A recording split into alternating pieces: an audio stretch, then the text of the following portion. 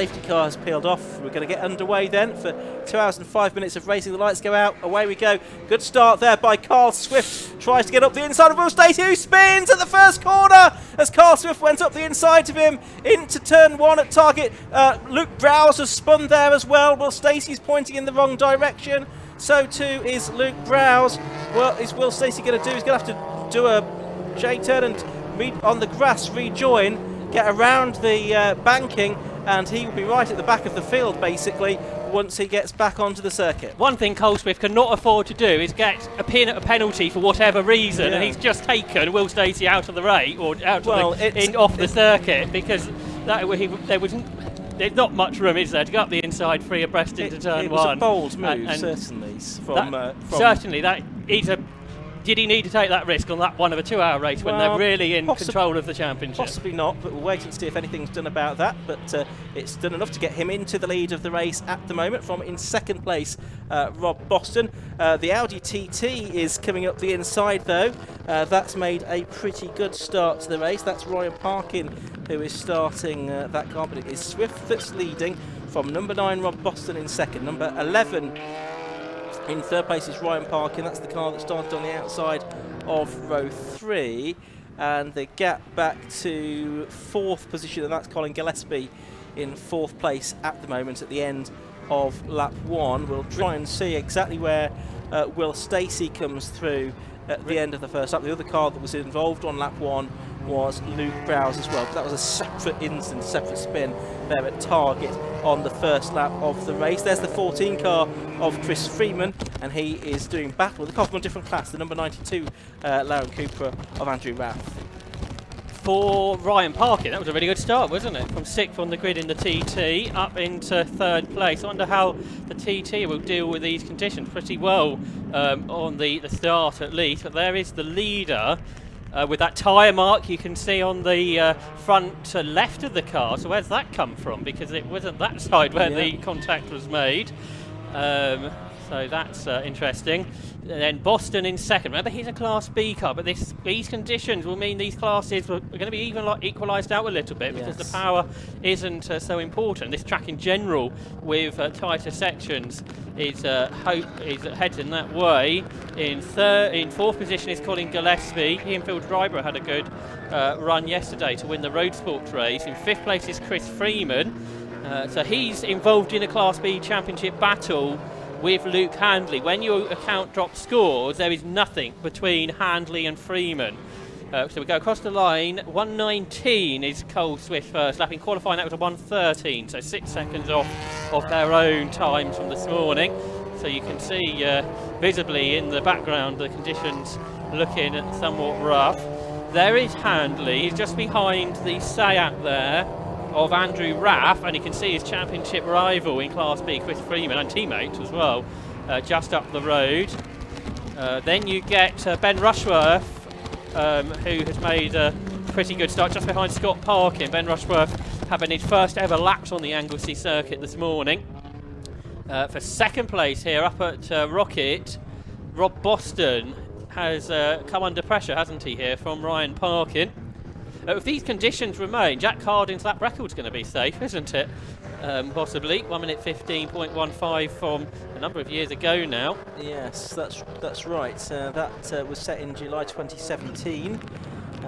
We'd also got 1:15.89 for Alan Henderson in Class B, and Paul Sherd and Steve Thomas at 1:19.37 in Class C. So I suspect if these conditions stay as they are, then those lap records will remain intact. There's the 3 cars. So John Munro got back out into the race, and that is for position, isn't it? Getting ahead of Mark Lloyd-Jones, 28. Look how much faster he is than all the cars in front of him. So this tyre change might have worked. He's 7 seconds faster than Mark Lloyd-Jones, who's a pretty good driver. So he's quicker than all but the leader in his class, and he's only fractionally slower than the Joel Oswick BMW. Yeah, it's interesting. I mean, Mark Lloyd-Jones, that car is about 14 seconds. I know it was on the first 1 lap off its pace from qualifying, compared to about 7 seconds or 8 seconds off the pace for John Munro. But the leading cars out there, they're only about 8 seconds off the pace. So I think it's more about some drivers being a bit more cautious, maybe, or not as comfortable in these conditions as others. And John Munro, a quick driver anyway, as we know, so he's someone who'll be a bit more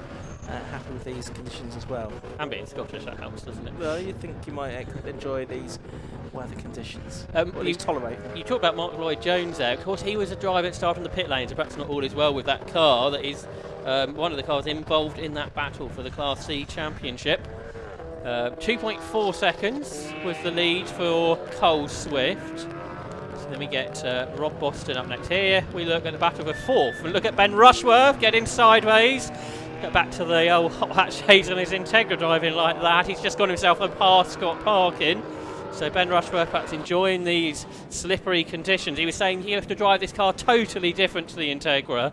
It understeers a lot more, where the Integra oversteered quite a lot. So he's getting used to it, hasn't really done any testing in it, so all that happens at the track. And sideways here, that's Gillespie, isn't it? Another of the Scottish drivers out there, so that's allowed Chris Freeman to draw up alongside him. The Captain Motorsports say it's got the power, but Chris Freeman on the inside line there into Church Corner goes through, and that is fourth position now. So we've got as many Class B cars in the top two as Class A cars now. Yes. As the conditions continue to deteriorate, I think. Yes, they certainly do. We've also got the Lapri having started. Edward Christie has been lapped by the race leader already as we go on to this fifth lap of the race. Luke Browse, just looking to see where he is. He is in 21st position. Well, Stacey's back to 14th, and he is lapping in the 121s. So not lapping as quickly as the leaders, but of course he has got traffic to deal with, and maybe if he can find some gaps, he will start to find a bit more time. At the moment, it's about 38 seconds, which is roughly half a lap behind the race leaders as we work lap 6 of the race. In fact, just about completed that now for Carl Swift and for Rob Boston, our top two. Ben Rushworth continues to improve. He's got himself up ahead of Luke Handley now. So from 13th, Rushworth is 7th. So this is a good drive. We saw a similar thing at Snetterton when he started from the pit lane and worked his way up inside the top 6 before the car had a problem and he had to retire it. But this is a good drive from Rushworth. You comparing lap times compared to the drive this morning, he's only 5 seconds off, so I think he's probably the closest of anybody to his dry weather lap time is Ben Rushworth, and he's immediately now on terms with the other Stayets ahead of him, of Andrew Raff and of Colin Gillespie, as the battle behind him between Luke Handley and Scott Parkin continues as they all head uphill past the traffic. That's the battle for third position within Class B and 8th place overall. They're coming up to lap Mark Lloyd-Jones in his green and white BMW that he's sharing with Roy Baptiste. Cars wriggle their way through Rocket and now head towards Peel. So past that BMW. Chris Freeman is within a second of the fastest lap of the race in his Class B Golf, so he's going well. They're in 4th, who's ahead of this group. Yes, and he's yes, that 1 minute 20.21, a best lap on the previous lap. Even though the conditions appear to be getting worse, there is still some green on our timing screen, which means times are coming down. So you've got to balance the fact that it's getting slightly wetter out there, possibly, with drivers getting more confident with exactly what grip levels there are in the track at this stage of the race. It's not declining very steeply, I don't think, the track conditions. So here's 6th and 7th. That's Andrew Raff, number 92, and Ben Rushworth in the number 2 car, the 41-year-old from Elmerton, Machina Motorsport man, Metro Cup and Hot Hatch champion. Previously started racing 8 years ago now. There he is, and he is now ahead of Andrew Raff as we're watching the battle for 8th. Handley and Parkin here. Parkin in the Dark Side Developments car, Handley in the Area Motorsports car, the green and white and grey car. It's ahead at the moment, turning its way into the corner, coming up to a lap there. The orange Scirocco, the Team Brick car of Yvonne Hufelart, who's driving solo today on her first visit to Anglesey, the Dutch lady, and getting experience all the time, and certainly getting experience of some very different conditions here as well. Not sure many sims, if any, have Anglesey, so might not been able to do as much practice where she's more comfortable.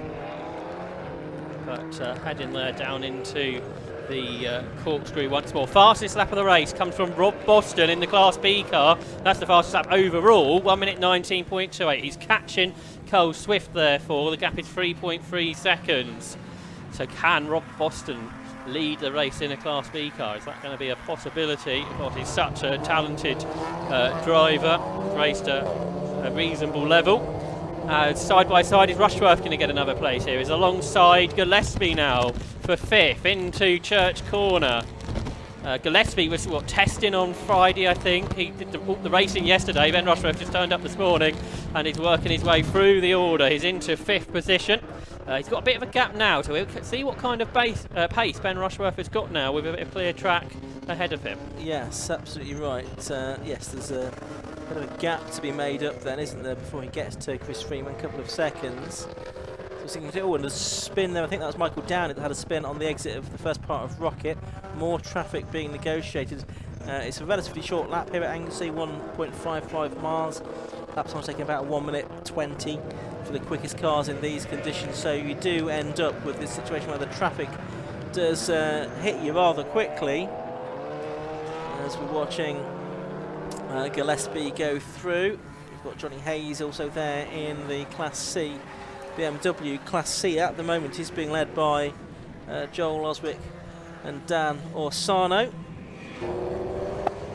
and they are ahead of Paul Sherd and Rishi in that class, and Steve Dolman and Matt Pimlott, who heads that class or starts that car in 23rd position overall. So hour and 53 minutes left to go. There is the 14 car of Chris Freeman. He has now been caught by Ben Rushworth. This isn't for class position, of course, because Chris Freeman's Golf is a Class B car. Yellow flags there, you'll notice at the bottom of the hill, and that's because we've got the issue at the top of the hill as well.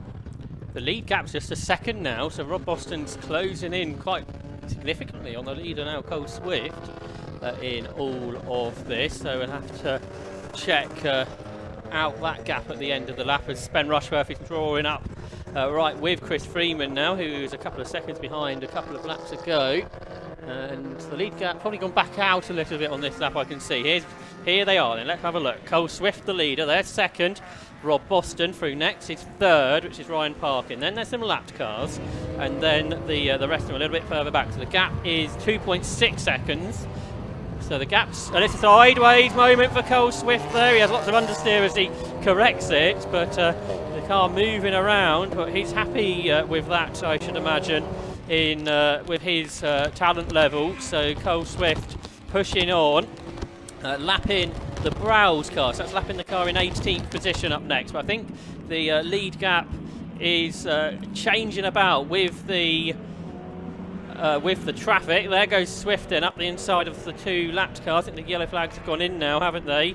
Ooh. So he made sure he got past before he got into the more technical section where it's not so easy to overtake, and Rob Boston is going to have that challenge. The driver there in second position. Yeah, he's there in the Lotus. He's just coming up to pass the Stowmarket Glass BMW. That's the car that was off at the first turn. And there's the third place car as well of Ryan Parkin, so he seems to be closing in a little bit as well on the top two. The Audi TT that he shares with Daniel Sylvester. Wasn't a particularly happy meeting for them at Silverstone last time out, but hoping for things to go better here. So the top three are coming across the line to complete their 10th lap. And another fastest lap here for Rob Boston, a 119.19. Immediately it's been beaten by Ryan Parkin, it's done a 119.08. So Parkin, the quickest driver on that lap, the quickest driver out there in all in the moment. So there's 1.59 seconds between the two leaders.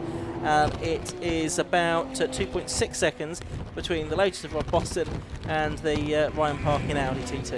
And Ben Rushworth's fourth now. He's got himself up ahead of Chris Freeman. He's 5 further seconds behind the TT. As you said, had such a quick lap last time. Ryan Parkin just going through shot there.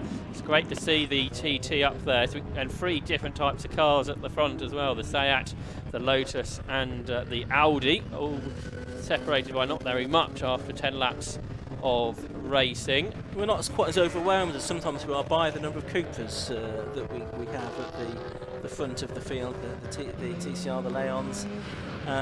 So not quite as many of them here this weekend as we've had on some occasions this season. So the Wallaces aren't here, for example. We're usually out in one of those cars. So a bit more variety at the front, as you say. We've obviously got the 2 Lotuses on the front row initially. Now Carl Swifton a 1:18.51, but Boston then does a 1:18.50. So it basically goes faster. But Ryan Parkin goes even faster than that, like the previous lap, 1:18.31. So now we're only 3 seconds away from the lap record, and so are the conditions starting to improve a little bit, perhaps, as the lap times start to come down a little bit. It's 3 abreast here into turn 1. Luke Handley was involved in that. He's dropped to 9th, I think, now, behind Scott Parkin. Yeah, he's fallen a long way back too. So Luke Handley, Class B Championship leader, not having such a good time in the first part of this race, and he's now coming under pressure from Matt Fazy, who's out there in the Porsche Cayman. I think the only Porsche in the race here. And then Will Stacey is next in 11th, but he doesn't seem to have so much pace like he did in the dry qualifying session. And he's 20 odd seconds behind these cars as well, so he's got a lot of work to do at this stage for Will Stacey after that first lap incident, which involved the current race leader, Cole Swift, who is 1.5 seconds ahead of Rob Boston. Fazy there, a bit wide, trying to get past the traffic. That's Julian McBride, who I don't think's probably enjoying these conditions terribly in the big BMW M3 that currently runs in 20th position. Yes, so the car in 10th place, lapping the car in 20th position there. Ben Rushworth, fastest lap of the race. The driver who qualified 13th this morning is now the quickest driver on the circuit.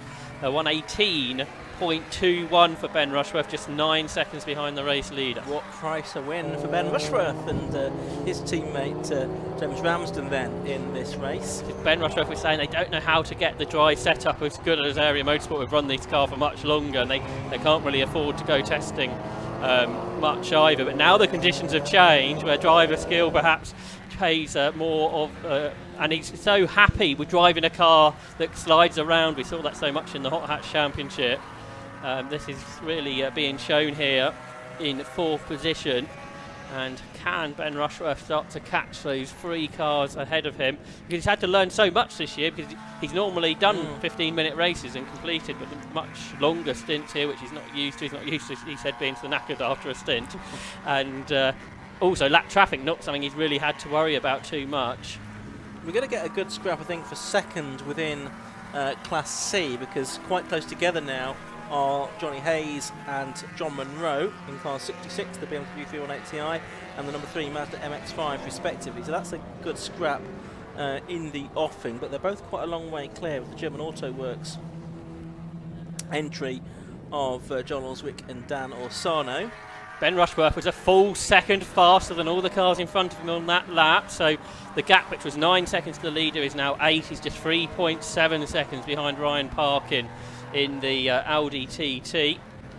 Here's Stacey, isn't it, across the line, so he's still there in 11th. And we've got the battle on screen we're talking about now, Josh. That's the battle for second, and John Munro has got through. He's got ahead of Johnny Hayes, and so number 3 John Munro takes second place in that Mazda MX-5 that pitted at the beginning of the race.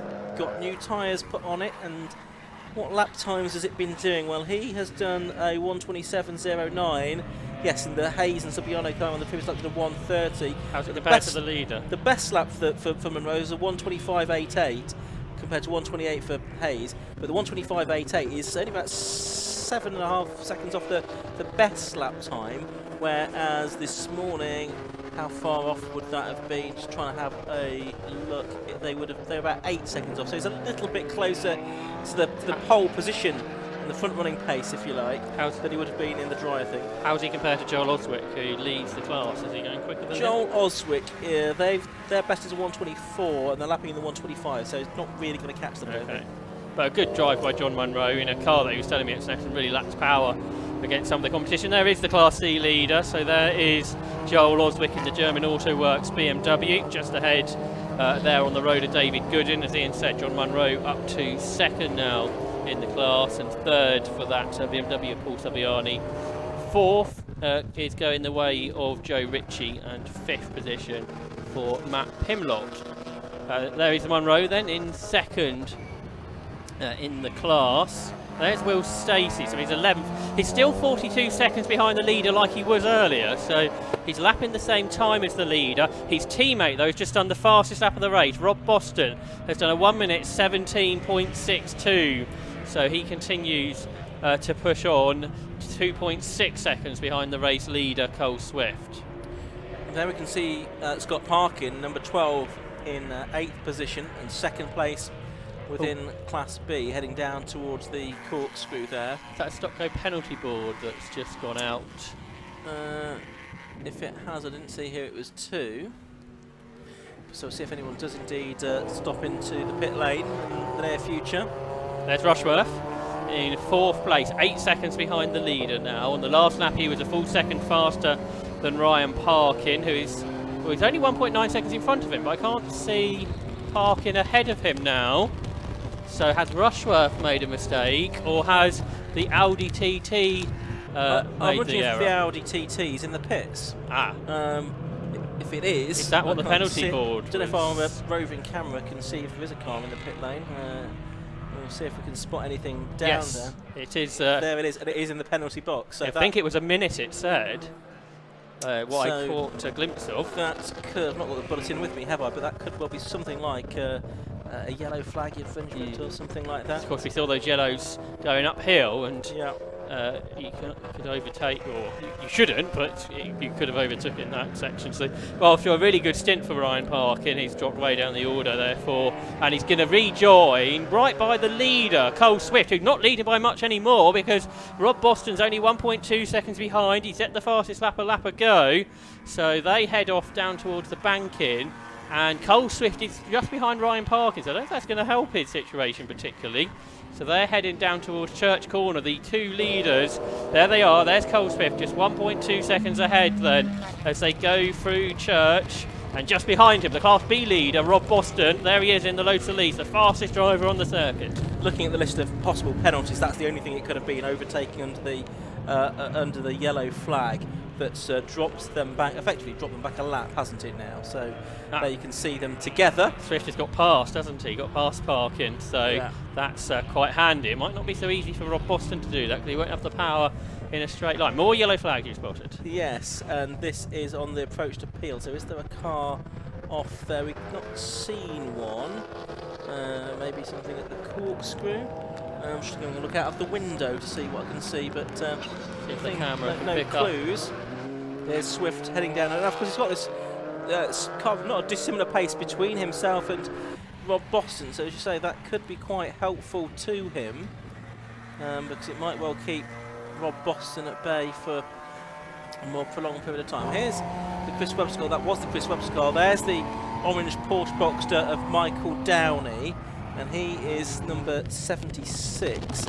Just looking to see where he is running at the moment. He's in 22nd position, one of the Class B drivers. Oh, we've had a spin for Mark Lloyd-Jones in number 98. That's up at the top of the circuit, so that might well have been the explanation for the yellow flags. He's rejoined. So Mark Lloyd-Jones going back out into the race, and yes, green flags you can see there now up at Rocket. There's Swift. Has Boston managed to lap Parkin too? He hasn't, has he? So that might start to hold him back. But we know Ryan Parkin's pretty quick. He's in the 12th position at the moment. But now with one of the fastest... Oh, he's got past, hasn't he? So he's not hung around getting past. So good job there by Rob Boston then to get into second place in this... Well, he's still in second place in the race, but now without any traffic between himself and the leader, Rob Boston, a former Race of Remembrance race winner, I think last year's winner. And he therefore knows his circuit really well and is chasing down the race leader, Cole Swift. 1.6 seconds is the gap. Ben Rushworth's chase has sort of come to a pause now because he's started to fall away again from the top 2, who head their way through the banking. Different lines being used. Front-wheel drive, heavier Seat. Rear-wheel drive, lighter Lotus, therefore, in these conditions, perhaps needing to use different lines for that to be a factor. Of course, something we also will be a factor later is the pit stop penalties. from the success last time out at Silverstone, which includes Cole Swift and Rob Baker's 30-second extra long stop. Yeah, it's going to have a run through though. So in 5 minutes or so, the pit lane window will open, and then there has to be a 3-minute stop made between then and before 15 minutes before the end of the race. But if you have success from previous races, you have to have an additional length of stop. So in Class A, Car 1, Cole Swift and Rob Baker have to stop for an extra 30 seconds. James Ramsden and Ben Rushworth have to stop for an extra 20 seconds. Colin Gillespie and Phil Driver for an extra 10 seconds. In Class B, Chris Freeman for an extra 30, Luke Handley for an extra 20, Steve Houston and Matt Fazy for an extra 10. And in Class C, Joel Oswick and Dan Olsono for an extra 30, Johnny Hayes and Paul Subiani for an extra 20, and Nick Dougal and John Monroe for an extra 10 seconds. So as a general point, I think it is, in most cases, the sort of main contenders within each class that are getting those penalties, with the exception of Rob Boston, therefore. Yeah, although perhaps for Class A it's not a problem for Cole Swift and Rob Baker, but an overall victory, that could change how we're going. For fourth on the road, Colin Gillespie and Chris Freeman have got themselves together. So that's Gillespie, I think, coming through the order on recent laps. He got himself ahead of Andrew Raff, and now he's got himself ahead of Chris Freeman as well. As they lap the Holden, you thought they might have a problem in this race. They've actually got up to 4 teams. It's not too bad, is it, considering the conditions there for Will Ashmore. And Will Ashmore is fighting for the Clubman Cup Championship, just a few points ahead of the Roses, but they've not travelled to Anglesey. Then third in the championship, I think, is Nigel Greenswell and David Goodin. A big spin out of Church. That's for one of our Class C front runners. Paul Sabayani's had a big rotation out of Church Corner, and he's facing the wrong way on the wet grass. There he is. It's a difficult job for him to get back on the road, but he's done it. Yeah, it's the 66 car of Johnny Hayes then that gets back onto the circuit. Here's Colin Gillespie. And a spin for Yvonne Huffelaar, and she collects number 14, Chris Freeman, the second place car in Class B, and he's got damage, I think, to the radiator of his car. There's damage to the suspension of Yvonne Huffelaar's Scirocco, though, as well. I suspect this is going to lead to an interruption. 3 minutes to the pit stop window. Yes, before the pit stop window is about to open. Freeman's car is down. I suspect that's going to be all to combat, as will be, I'm afraid, the team Rich Scirocco, Yvonne Huffelaar, who's spun coming out of Peel. And poor Chris Freeman had nowhere to go.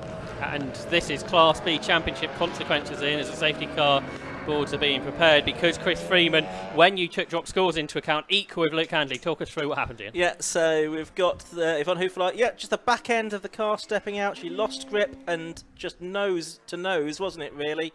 The two cars, that's damaged the right front suspension of Yvonne Huffelaar's car, and I suspect it's the radiator of Chris Freeman's car that's the most significant problem. So Yvonne trying to get her car moved. Chris Freeman has got his car back to the pits, but it's looking a bit graunched.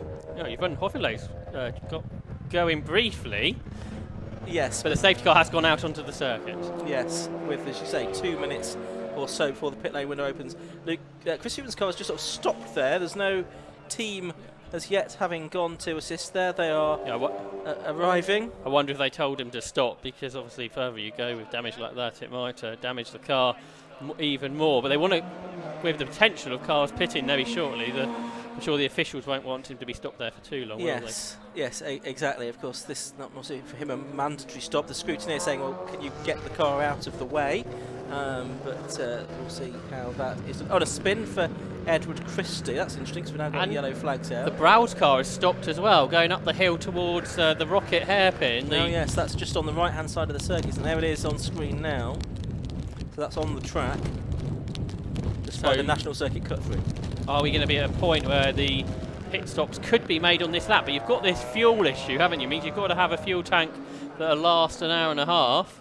Right, the 3 back markers that the safety car had picked up have now been waved past, so it is now Carl Swift and Rob Boston behind the safety car. This is going to bring Will Stacey right back into contention, and with that penalty for Cole Swift and Rob Baker in the pit stops, now everyone's been closed back together. That's going to be more of an issue. And I can see that the Chris Freeman car is being pushed away by the team, the Area Motorsport team, so they may be able to work on it to get him back out into the race for some points, but clearly not going to be contending for major honours now in Class B. Is that fluid all the way down the pit lane? Looks like it could be. So with a slippery track, everyone's Yep. going to have to be cautious, aren't they, when they come into the pits? Marshall in the pit lane is dressing that. There'll be some fluid, I should think, out on the circuit Possibly.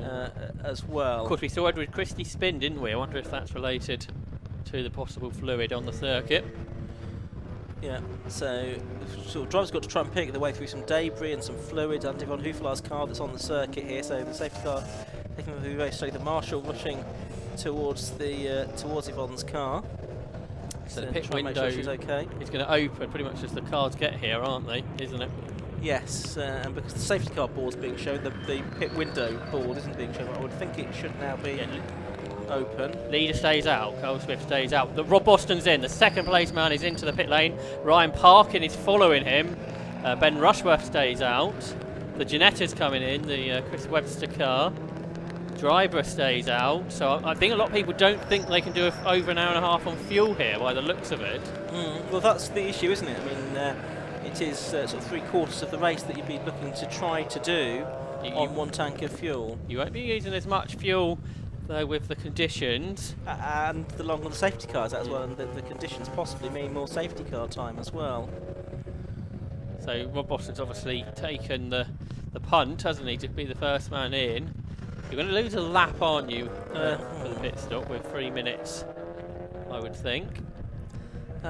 Yes, I think you might be right. So it's just the 2 in, isn't it, I think? So 9 Rob Boston and 8 Chris Webster.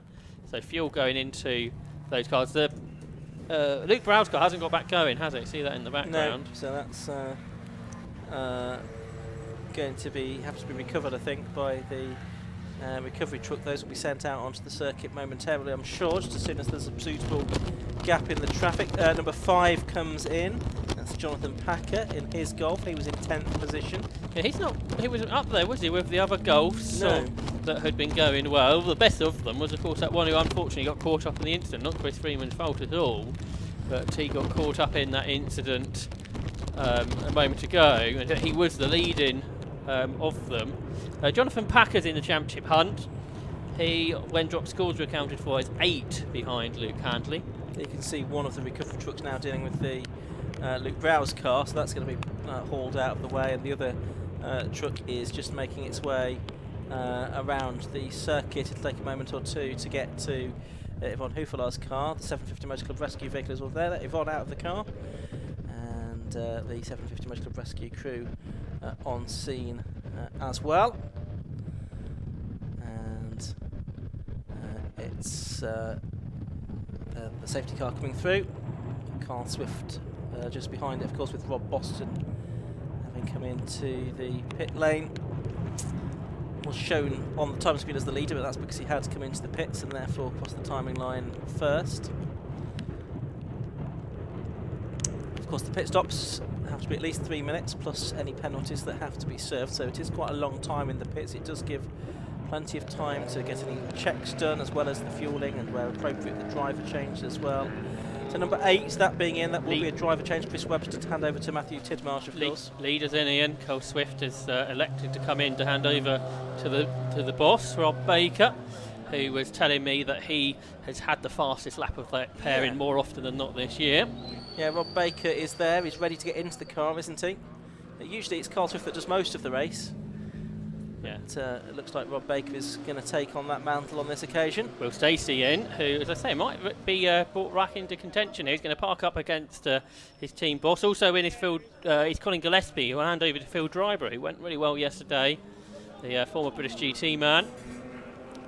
And where Stacey's parked has, I think, been a bit awkward. So the team are having to remove it and put it back into the place as Rob Boston is prepared to go out, but there's red lights at the end of the pit lane. But you've got to be 3 minutes stationary, haven't you? So that's going to mean a longer stop for Will Stacey. Right, okay. But so as long as he gets out, I guess, on the same lap. Now, is the tyres being changed on the area Seat? They've got the car jacked up, I see. There's the capture car. Julian McBride is in as well. Yeah, so most cars, not most cars yet, but a good number of cars now coming in, I can see. And there may be some more that are underneath our commentary box that we can't see as well. From our vantage point, there's Julian McBride getting out of his car while the refuelling is done.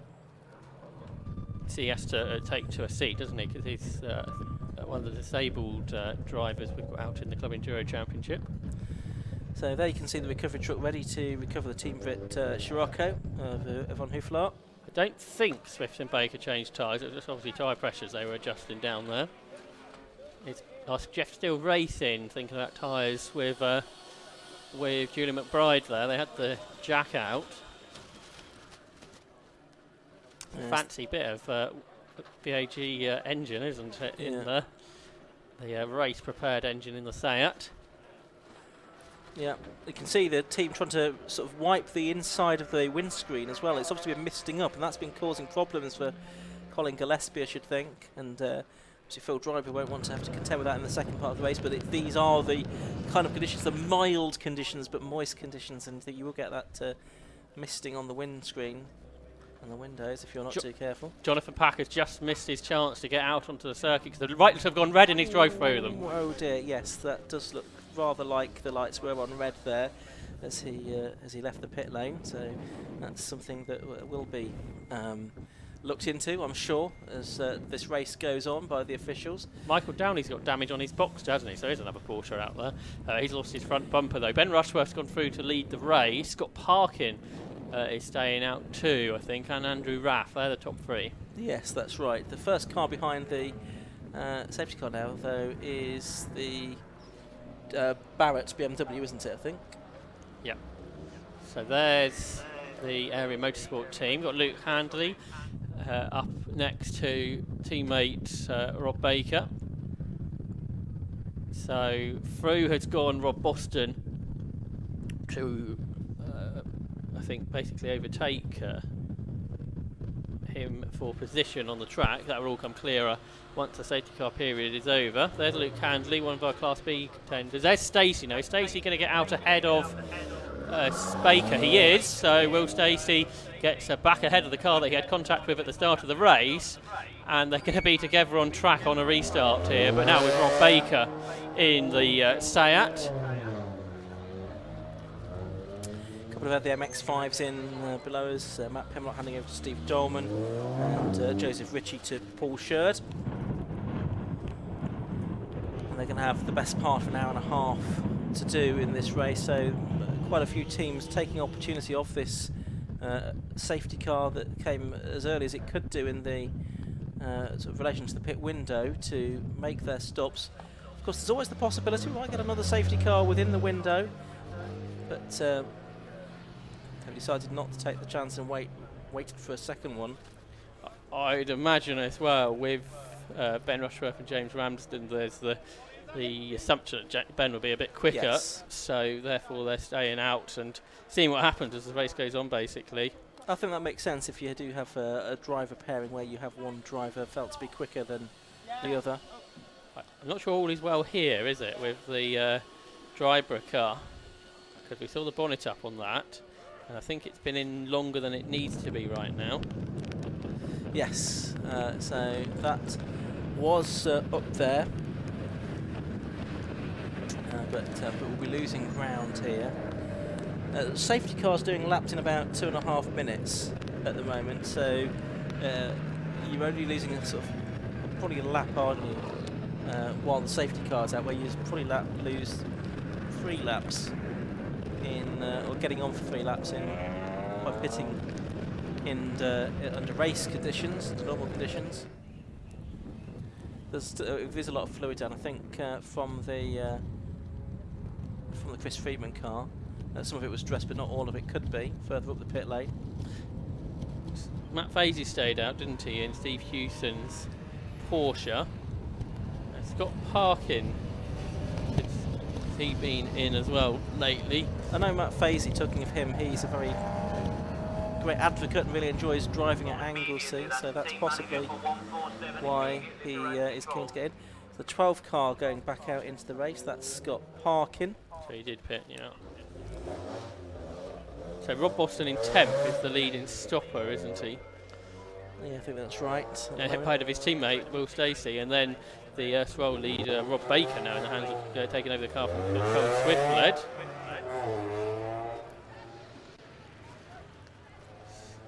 So yeah, this pit stop's still ongoing down at Capture Motorsport. Yes. So the Road Sports winners from yesterday obviously have had problems and therefore falling down the timing screens, but not losing as much time now, obviously, than if we were under green flag conditions. That's right. So for the moment, at least, the race order's not going to make a huge degree of sense, but we do think that Rob Boston is the leading stopper at the moment. Will Stacey, I think, second of the stoppers, and Rob Baker, third of the stoppers. They're 10th, 11th and 12th overall. And there's the Scirocco still trying to recover that car. They're having to attack it from a different angle now. I don't think they could get it on backwards, which was the original thought. You have to try and pull it on forwards.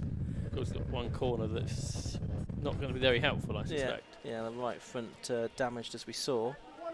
So some kind of fluid or something has come out that Well, Seat, they'd got the hose pipe on it as well, though, earlier, hadn't they? So I don't know if that's something to do with all what's going on. It's not been a good day for that team, because before the race even started, we lost the Beach and Grice car, and now the teammate car is in strife. That's hard work. That is really hard work, waving 2 yellow flags in these conditions. So well done to the marshal on post 8, although I think he might be giving up. He was looking for some shelter, I think, there. But yes, many, many thanks to all of the marshals here at Anglesey this weekend. As we always say, we couldn't go motor racing without you. You do an invaluable job. It's really appreciated, especially in these conditions, by all of the teams, all of the competitors as well. John Barrett's come into the pit, Jonathan Barrett, number 7. So he was the first car behind the safety car, although he was a bit further down the order, 15th, I think. So that car's going to be refuelled. Saxon Motorsport team down there. Spinner, that's interesting. Is that McBride?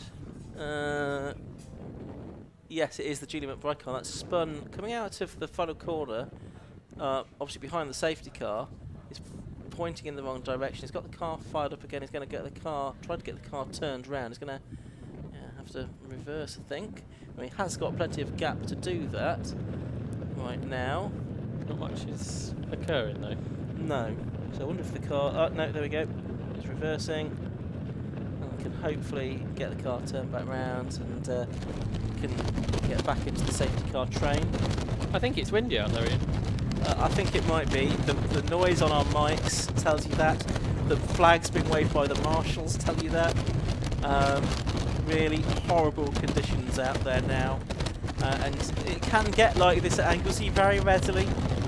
Indeed, obviously a very exposed location on the Irish Sea coast. The Irish Sea just yards away. And this is a significant pit stop as well, because this is David Gooding coming in to hand over to Nigel Greensall in the 179 car. Nigel, as we know, a very quick and experienced professional driver.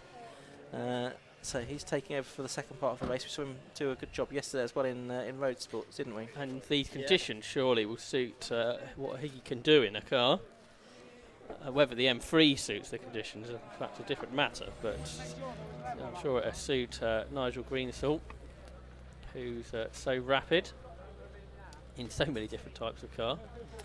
He started racing with David Good in a Jaguar E-Type, but they've moved into this M3 this year. Looks like Jeff Steele Racing running the car for them down there in the pit lane. I think he still has the lap record on at Coombe, doesn't he, on the original circuit? Yep, that would never get beaten. No, indeed. The pre-chicane layout in a Formula 1 car. I remember him racing at Mallory Park in Radicals, and Formula Ford 1600, of course, as well. Star of Mallory races, he raced there. What's got the record round here, I wonder? Good question. I will delve into that. Marcus Simmons is probably the man that would know, because he keeps track of the fastest laps at every circuit each year. Got his number? Not handy. The Autosport journalist. Right, Yvonne Houffali's car's been recovered, so very soon I would think we will be able to go back to green flag racing. You can still see the Colin Gillespie Phil Driver car, which should be being taken over by Phil Driver for the second part of the race. That is still in the pit lane. We've got a driver in the car, but it's been in there for 10 minutes, if not more now. Probably 15 minutes it's been in there, that car. The a well-known website of information suggests a Gould Oh, it's really a hill climb car. A 101.7, which we weren't that far away from earlier with the Jedis. Okay, Sylvie Mullins, the Irish racer. Okay. So possibly in a Irish boss race. One perhaps Leinster Motor Club have been over here. So well, the Gillespie cars was about to go back, and then I think there was just some concern. Something on the left front. I've checked that, and that car is going back into place, but it has lost, well, not as many laps as it would have done, of course. It's probably lost about 4 or 5 laps, though, in this safety car period with that extended pit stop. There you can see the marshals doing their best to dress the fluid that's been put down, oil I think it is, that's been put down by Chris Freeman car when that came into the pits. Did you notice any Class C cars that came in? Because obviously now in 6th position overall is Joel Oswick. I didn't, did I? Yes, Paul Sheridan Joseph Ritchie came in. She'd be quick now, won't he? Yes, Steve Dolman and Matt Pimlock came in. I didn't notice about Hayes and Sabiani, and I didn't notice about Nick Dougal and John Monroe, but I expect they'd want to keep Jim Monroe out there as long as possible. Yes, that could be interesting, couldn't it? But I think we're about to get racing back underway, are we, with Ben Rushworth. We'll have a clear lap for a few laps of this race. So the safety car comes in, and Ben Rushworth will accelerate out of the final corner and see a green flag. And he will want to get as much time between himself and anyone else as he can here. He's got the clear track ahead of him, so we'll get 2 or 3 laps of that, and this could be quite important in terms of his overall finishing position. The battle to probably watch, the cars coming across the line now, Will Stacey versus Rob Baker, as they go down towards turn 1, the Lotus and the Seat, to see who's got the pace at this point of the race. Of course, Rob Boston there is ahead of them, as there's an instant for one of those Class C cars. Johnny Hayes is off the road, trying to get the car turned before he got to the barriers at the banking, and he did. So that's at least the second off that he has had. He's getting back out into the race in the number 66 car. There's Boston, then 2 cars between he and his teammate Will Stacey, and then behind him is Rob Baker. So they're the top 3 cars to have pitted at this stage of the race. There's Stacey then, just behind the Class C leader, Joel Oswick. He's not going to be behind him for long. Goes down the inside of the German Autoworks car and goes through. So Stacey's race has come back to him now, hasn't it? Where it looked to be in tatters at turn 1 of the race. But situations have changed, and now he's right back in it. And on this restart, the Lotus, the leases look pretty good. Yep, they do. So we need to see how things will pan out. Conditions, I think, look as if they've improved a little bit while the safety car has been out. They're not quite lashing the windows as it was. Still very windy out there, as we know, but we'll see what the lap times look like as this race gets back underway. No. Oh, Stacey's car's got a problem. There's smoke coming from it. Yes. So how situations change. Yep, and it looks like he's going to pull off there quite soon. So Will Stacey, number 49, looked like he got back into the contention. Now out of it again with problems. We saw him have dramas early in the road sports race yesterday as well, when he'd done a tremendously good job in qualifying, but he's going to pull off onto the infield here. Now the question is, where's he going to put it? Because it's a long way to the marshal's post, and if he leaves it there, I suspect we might have to have another caution period. Yes. But we'll see. We will see. I may be wrong. So Rushworth pulled out 10 seconds on that first lap in. He was lapping way faster than anybody else. Obviously everyone else was in traffic. Oh, the Holden that's 4th has gone straight on at the hairpin. We'll get back on though for Will Ashmore.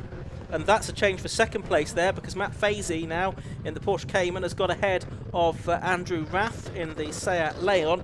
And of course that's a Class B car for Matt Fazy, who loves Anglesey. I'm not quite sure what he thinks about the rain, but nevertheless he's going well. You've got cars on really trying to sort themselves out. You've got Ryan Safety Park in there. His safety car is coming back out, as I hinted that it might do. I don't think the yellows have gone all the way. Oh yes, they have gone all the way around the circuit. So what, yellow flags and cars side by side once again through the corkscrew. So they really need to sort themselves out into some kind of an order. Well, we've already seen penalties for overtaking under yellows. Yes, so we'll keep an eye on whether we get any more. Andrew Raff has pitted, by the way, immediately once the safety car boards come out, as has Michael Downey. But from 3rd place for Andrew Raff. Yes, so safety car has picked up Ben Rushworth. So that 10 seconds or whatever he gained is now gone, and he's got Matt Fazy right behind him now. And Rob Boston then is the next car through, and that is for position, isn't it? Yes, he is up to third place now with this with the Adri Rath car coming in. So Rob Boston now in a really good position here, and not such a good position as it turns out, I don't think. For Boston, although that Boston's a lap down, isn't he? We need to remember that. So he's a lap down. He should cycle to the front when others pit. Do you reckon it's still not raining so much here? Well, I don't think it was when I said that, but it is now. It's raining a bit harder again as this safety car's come out. So you can see Will Stacey, he'll be getting wet. He's out of his car over there on the exit of the banking, on the infield, and so that car will need to be recovered. Of course, the two recovery trucks have also got to offload the cars that they'd picked up here, Von Hoefelaar's car, and there's some damage to Michael Downey's car from the first part of the race. But yeah, the two recovery trucks, actually they've already offloaded their cargo and are heading over to collect Will Stacey. Couldn't really see much damage on Stacey's car, so from what looked like a dramatic moment on that first lap from the vantage point we had, perhaps there wasn't quite a contact that with what would first seem to be the case. Yeah, well, I wasn't completely sure that there was much contact, because he did get down the inside, did Carl Swift, and it was bold and it was decisive, but I think Stacey managed to keep out of the way. He did go off, but I'm not sure there was contact there necessarily. The recovery truck has now arrived at Will Stacey's car. Oh, there goes our camera. With 1 hour and 14 minutes left to go. Slippery surface flag is out as well, and that is because the car of Will Stacey obviously put some fluid on. We saw it smoking, but there's also been some fluid coming out of that car as well. And so that needs to be dealt with as well. So whether the officials or the marshal will try and address that. The 169 car is into the pit lane. That's Ben Salmon handing over to William Lynch, one of the Class A cars, the BMW M3. So we're heading towards the second half of the race now, aren't we? Is this a kind of penalty area? Yes, that's the 5 car of Jonathan Packer. The red lights, that'll be. Penalty area. Yes, we saw that be reported. So he's having to serve that penalty. There's Will Stacey's Lotus being towed away. So depending on whether there's anything that's done, and obviously in these conditions it's increasingly difficult to do anything about fluid that's spilt onto the circuit. But if there's nothing done about it, then we'll be able to get back racing fairly soon, I would think. Until someone goes off on it, potentially. Cynic. So for Boston and Baker, they're quite close to the front of the queue now, aren't they, where they weren't on that original start. So that could be interesting to see how that goes. Packer's had his penalties on his way, and he's cautious to see which light's being shown, I'm sure. Yes, green this time, which was the right one. So the track does look a bit oily, don't it, out there, out of our window. Not looking in perfect condition. But like you say, there's probably not very much that can be done about it, I doubt. Not in these conditions. Michael Downey's going back in. Oh, Mark Lloyd Jones come in, hasn't he, to hand over to Rory Baptiste and spot him downstairs. He's one of the Class C drivers, of course. There is that car, so Roy Baptiste, number 98, will get into that. Baptiste, who is 4th in the championship, along with Tim Hartlands and Mark Lloyd Jones, coming into this weekend. Into the pits comes the class leader and the championship leader within that class, Joel Oswick in the German Auto Works car. So Dan Orsano will get to do the second half. Yeah, or more than half, because we've got an hour and 11 minutes still to go. Driver out before refueling can get underway. There's the 49 car of Will Stacey being hauled away. It's just on the exit of Church at the moment.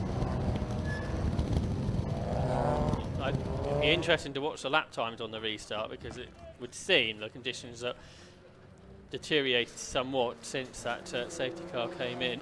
That's correct. Yeah, there's the Oswick and Orsano car. Refueling going on. Beautifully turned out machine. And there's the 98 car of Baptiste. Baptiste taking over that car for the second half. Keen to get out while there's a green light on. The German Autoworks car is being jacked up. Our Class C leader, are they going for a tyre change, or is there a problem there? We can get a closer look at this, because this could be quite crucial as a Class Championship leader and a Class leader in the race up to this point. So if we get our camera to have a look at that, that'd be good. As the Will Stacey car is about to be brought across the circuit into the paddock, so therefore we might be able to go green flag racing this time, which isn't ideal if German Autoworks are still going their pit stop. Let's they see if that is the case, if the officials are happy with the track condition. Yeah, there's a mechanic completely under the car here, so there is a tyre change going on the rear left, but is there more damage than that? Well, they're doing a suspension setup change possibly there to accommodate the change of conditions from the from an hour ago when they were getting ready to start the race. So interesting stuff there for the Class C Championship leaders, but the safety car lights are out, so Ben Rushworth will see a green flag again, just like he did about 10 minutes ago, and we'll get this race back underway. But just behind him, in what is currently second position, is Matt Fazy. Then behind him is the third place man, but a lap down, Rob Boston. And then there's a car between himself and his main rival to potentially battle for the win here, Rob Baker. And Rob Baker dipped a wheel over the grass there, coming out of the first corner. The lead has gone off. Ben Rushworth spun away the lead. We said the conditions had changed. He was the first driver to get there at speed. We know there was a bit of oil down as well, and Ben Rushworth has spun away the lead. So it's Matt Fazy, that man that likes Anglesey, in the Class B Porsche that leads the motor race. But only for the moment, because Rob Boston is right behind him, a lap down, so he's got to unlap himself. But these cars are going to be, well, not that similar in performance. Right behind Boston, you've got the Audi TT, haven't you? That is a further lap behind. Yeah. So Daniel Sylvester looking pretty good in it. Probably first time he's driven it in the wet, I would think. The MI2 Championship racer.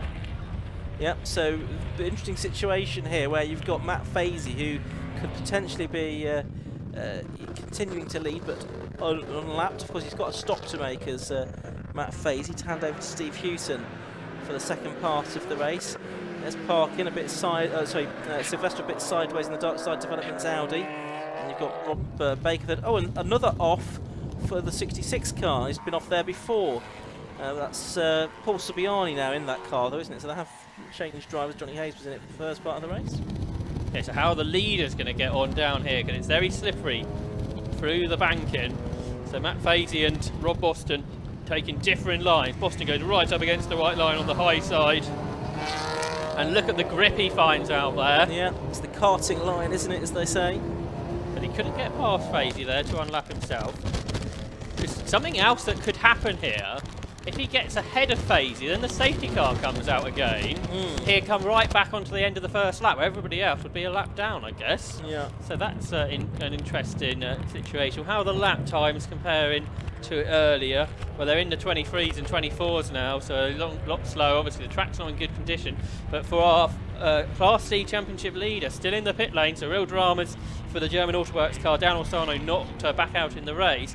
So the Class C leader is now the Mazda MX-5 of John Munro and Nick Dougal. Second in the class will be Paul Sheard, who has already made his stop in the Mazda MX-5 Mark III. Yeah, John Munro yet to make the stop, of course. Here's Matt Fazy sideways, pushing on through the corkscrew. So you've got four quick cars here together, and you could see how oily the circuit was at the corkscrew there, couldn't you? So conditions really difficult. What are these lap times looking like as they come through? Matt Fazy comes across the line again. That was a 1:23 for him. So, yeah, that's 4 seconds off his best time during the course of the race. Rushworth's 2 seconds quicker than this lot in second place in the race. But he's 6 seconds behind, so he's soon going to catch them again, isn't he? As Boston now tries to unlap himself from Matt Fazy at Church, and he has done it. So he goes on to the lead lap again, does Rob Boston. Matt Fazy behind him, and then you've got Daniel Sylvester now. He's 2 laps behind the Porsche. So needs to do quite a bit of work here.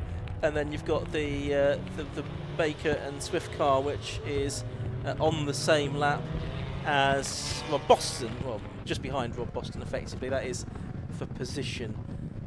Sylvester's got up the inside of Fazy. Yeah, so he's unlapped himself as well, and I suspect Rob Baker might do so before too much longer as well. So the only rear-wheel drive car that really seems to be able to take it to the front-wheel drive machines at this stage are the Lotus Elises, isn't it? And perhaps helped by having such a talent as Rob Boston at the wheel of it, who comes across the line there in third place, but on the lead lap now, which is not the case currently for Rob Baker. Look at Ben Rushworth, he's continuing to chase that pack down. He was, what, 2.5 seconds quicker on that lap than the leader, Matt Fazy. So Ben Rushworth might get the lead back, but his stint perhaps not gone quite to plan. Further back in 5th place is Scott Parkin, and he's ahead of Luke Handley now. Oh, and Fazy's there, he's sideways right in front of the championship leader, and Rob Baker just avoided him. Could have had a very similar situation. Look, still having a moment here is Matt Fazy. What, 100 or 200, and there's another car gone off behind him, so that's the Hayes car again, isn't it? Yeah, Hayes and Sabiani, and another one off. Paul Shearer's gone off the road as well, so that's at the banking. Yeah, so the Paul Sabiani off at the exit of Church. You've got the 66 car there rejoining. Paul Shearer has gone off at the banking, he's back into the race as well. Matt Fazy ultimately has continued. That's a worrying moment there for that car, which is still well, it probably isn't now the leading car, so I imagine that Ben Rushworth has retaken the lead, hasn't he? Yeah. As a result of all of that. But that moment for Cole Swift, that must have, or for Rob Baker as it is now, was almost the same situation as Chris Freeman had earlier, except that he was able to avoid the moment that was going on ahead of him. So there's Rushworth, our new leader, or retaking the lead, really, I guess, in the Sayat there. Yeah, he did a 1:21 on that lap, which is good going in the situation. And Fazy goes across the line now in 2nd place. And what's the gap between them? Just waiting for the screen to 12.5 seconds now. So he lost probably 15 seconds or something like that on that lap with that big moment coming out of Church. And it was lucky that he didn't collect Rob Baker, but also he came back across the circuit at one point, and there was always the worry there that someone else could be caught up in all of that. 3.2 seconds is a gap to monitor between Rob Boston and Rob Baker at this stage, because they're the leading stoppers still. Here's our 2 of our Class C cars just together there, I noticed, because Dan Orsano back out in the race. But he's a number of laps behind John Munro now. So they're on 33, Munro on 35. So that was 2 laps between those 2 cars that are together on the circuit. Just heading now into Church Corner, the Mazda ahead of the BMW at this stage, just heading out of shot there. There they are. So the 2 top point scorers in Class C, the Orsano and Oswick car, that's had problems in the pit lane. Paul Sheard is pitted after his off. Okay. And he's driving into the garage, I think. So. Okay. So to continue the point, Orsano and Oswick, they've had problems in the pit lane. Hayes and Subiani have had a number of spins. Nick Dougal and John Munro, they're still out there and leading Class C, but yet to make their stop. And of course, the quicker driver is out there at the moment in John Munro. The car in 5th place is into the pit lane. Scott Parkin, who's already made his stop, and is that the penalty area? Yeah, that looks like the penalty area for him. Just a stop go at, it looked to me to be. Yes, I've not been notified of any particular reason, so he doesn't lose that much time because he was only 10 seconds ahead of Luke Handley, and he's come out ahead of Luke Handley, it would seem. So the stop go penalty isn't so much of a penalty round.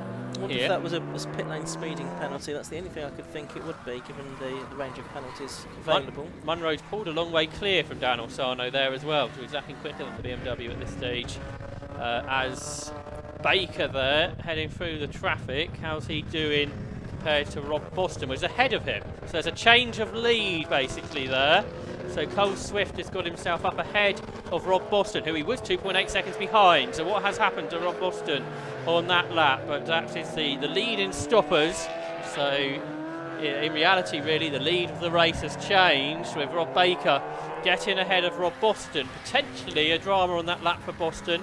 We'll have a look at those lap times, because that seemed to not be great for Boston. No, it was a 1:26, much slower than what he should be doing there. So we'll have to see if he can get it back up to speed, whether it was just a small drama.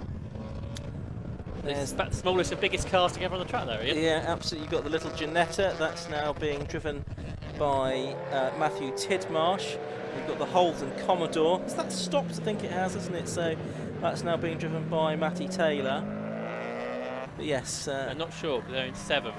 Yeah, you're possibly right. It could still be Will Ashmore that's out there, couldn't it? Yeah, so it's not marked off.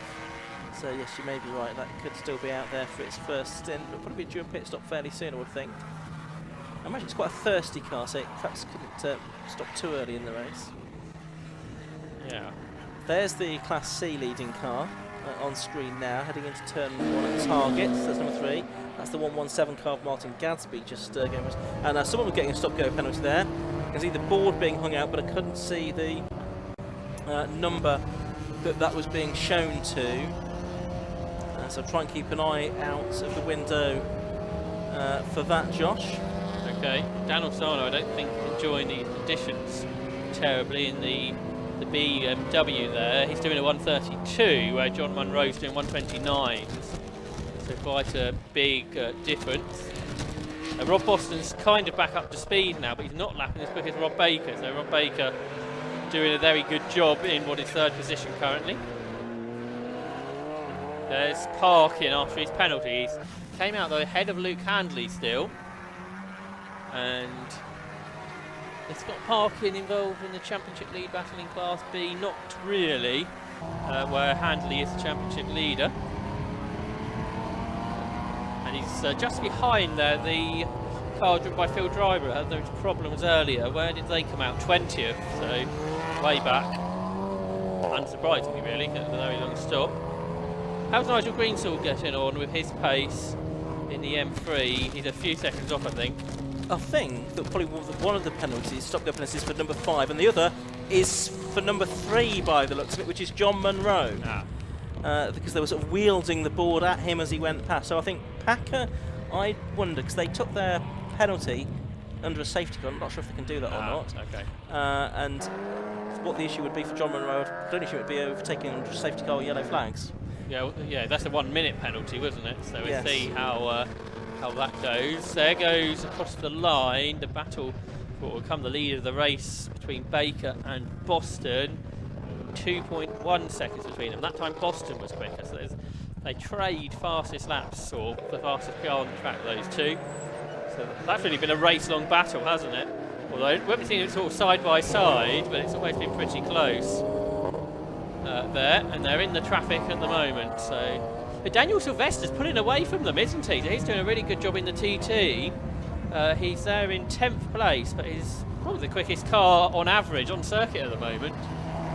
So a real shame for them. They had that yellow flag penalty, but that's a much less needed penalty because you can't overtake under yellow flags. It needs to be fully caution. So it was a real costly mistake that by Ryan Parkin in the first part of the race, because if that wasn't to be the case, they might have been leading the race right now. Yep. So 57 minutes of this race left to go, so well into the second half of it. Yeah, the marshal's gesticulating at John Munro because he's passed, I think, probably that board 3 times now, say, you have got a stop-go penalty, so you've got to stop. You've got to come into the pits, and certainly I can see the board, yep, has got the number 3 on it. I think it's got another number on it as well, which I can't see. But the team are just next to them, aren't they? The TWP team are just next to the marshals, so they should be aware of the penalty as well. Yes, that should be on the radio, you'd think. I think John Earp is, isn't he, by the looks of things? Perhaps he's been trying to argue the case, but he's maybe not been successful. 16 seconds, the lead gap for Ben Rushworth over Matt Fazy. And Rushworth at this stage is not on Baker's pace. So Rob Baker showing his speed here, because where Rushworth and Swift were pretty similar, it does seem that Rob Baker has the better of Ben Rushworth at this point. There's Driver still. He's up to 19th now. And Scott Parkin, who's 5th. And it's the 3rd of the stoppers, so Scott Parkin could get a very good result out of this in the Diesel Golf. That's right, so he's heading into Church Corner now. Michael Danich to bed, a bit of a squeal of tyres we could hear there as one had an off. And the Roy Baptiste BMW looks a little bit slow coming out of the banking, so I wonder if he had a bit of a moment there. We'll watch these two different laps, of course. Oh, and there's a big moment for Dan Asano. He said he wasn't enjoying these conditions. He might well have been right there, Josh, because he was very sideways as he came down through the corkscrew there, and he, of course, is part of the Class C Championship leading team. Much bigger gap this time, I'd suggest, between Baker and Boston. Let's take a look at that. Yeah, it's gone out to 4.5 seconds now. There's Munro in the penalty area, and it does look like it's that minute penalty you were anticipating. So this Class C battle, they might not have the biggest class in the Club Enduro Championship, but there's plenty of drama here. So the current race leaders in the penalty box. Second now in Class C is the Steve Dolman and Matt Pimlott, MX5. Yeah, that'll be Steve Dolman at the wheel of that car at the moment, won't it? I think. There's the 12 car, that's coming as well. Now that's also in the penalty box, and I think that is also a car. I did see a number 2 on the board, and so that could well be a penalty for Scott Parkin. And again, that might well be a sort of 1 minute jobby. Well, they had that penalty, didn't they? Where they were in the penalty box, but got out and hardly lost any time. So I wonder if there's a reason those two are linked or not. Yeah, so we'll see what goes on there. Munro's on his way. He'll still be leading, won't he? Yes. Although, of course, he still needs to make his mandatory stop at some point in the next 40 minutes, 49 minutes. Here's the lead of the race. Yet to stop, Ben Rushworth. Probably do an even longer stint than maybe he was anticipating in very tricky conditions to keep adapting to. He comes out across the line. Yeah, perhaps complete 44 laps, isn't he, of the race in the hour and 10 minutes or so that we've had so far. And he is turning his way through the banking here. So it's number 2, Ben Rushworth leading. Number 13 in second place is Matt Fazy. He's just gone across the line 18 seconds behind the leader. Of course, both of them need to make their stop. The first stoppers in third place overall is number 1. That is Rob Baker now. Fourth is number 9, 5 seconds behind Baker. That's Rob Boston. Fifth is number 12, the car that's just been in the pits for another penalty stop. Scott Parkin, so he's dropping down the order now behind Luke Handley, number 51. Seventh, not having yet made a stop of the 46 car, that's Matty Taylor and Will Ashmore. Eighth is number 5, Jonathan Packer. Ninth is number 11, Ryan Parkin and Daniel Sylvester. And 10th is the 117 car for Martin Gadsby. I don't think that's made a stop either as yet. You can just see that car going through shot, being lapped once again by the race leader, number 2, Ben Rushworth, former Hot Hatch and Metro champion. And there in the Corton Miller Cupra. Oh, and off has gone number 8 for a brief spin. That's Matthew Tidmarsh in the Flying Tangerine Racing Ginetta G40. They've picked up quite a lot of grass there on the front splitter of that car now. So 52.5 minutes remain. It's Gadsby up to 9th place now, so I'm pretty sure he hasn't made his stop. He's driving solo in that number 117 car. There's Fazy going through, and just behind Scott Parkin. Yes, he's back out onto the circuit now. So Fazy, the driver, in second place at the moment. Oh, and a spin, another spin for Judy McBride. He's already had an off there early on in the race at the exit of the corkscrew. That was under the safety car. And this time he's able to get going again a little bit more quickly. Judy McBride in the 67 car that's running in 15th position, having made it. Stop-go penalty there we can see for 5 and 179. So that's Jonathan Packer still being urged into the pits in the 179 car, which is the David Gooding and Nigel Greenstall car. Nigel Greenstall now above that car that's running in 12th position, 3 laps behind the leader. So that car needs to come in for a pit stop. Maybe that's a penalty earned during the driver changes. There it is now, in fact. Nigel Greenstall in there to serve that penalty. The fact that the car is stationary for more than just a moment is indicative that that could be a yellow flag infringement or a safety car overtake. So that car will be stationary for a minute beneath our commentary position, we think. So there is Scott Parkin going through in number 12. So he's dropped to 10th as a result of that penalty that he had to serve. He's 2 laps behind the leader at the moment. Don't forget the lead lap is lap 46, and it's probably going to cost at least 2 laps to make a pit stop for either Ben Rushworth or Matt Fazy, unless there is another safety car at some point in the next 35 minutes, in which case they might be able to benefit from that and not lose quite as much time. But you're going to lose at least 2 laps in a pit stop under normal racing conditions. So there is 13, Matt Fazy in the Intelligent Money liveried car, and making his way through there. And he is from Solihull in the West Midlands. Started racing 5 years ago, mostly in Club Enduro. This is his favourite circuit, as he took an overall win in the Class B car here. And as well as it being a great circuit, just enjoys the view as well. Steve Hewson's car, of course. We'll see Steve Hewson, the man from Stafford, out in the second part of the race, the diagnostic technician and part-time race instructor as well. He raced bikes originally in the late 1980s, switched to cars in 2014, and it was the Club Class C, Club Enduro and overall class champion in 2018 when he shared with Matt Nossiter. But it's still Matt Fazy aboard that car at the moment. It's just behind the car that's sort of lapping in similar lap times, that of Scott Parkin, but that car being 2 laps, nearly 3 laps actually, adrift.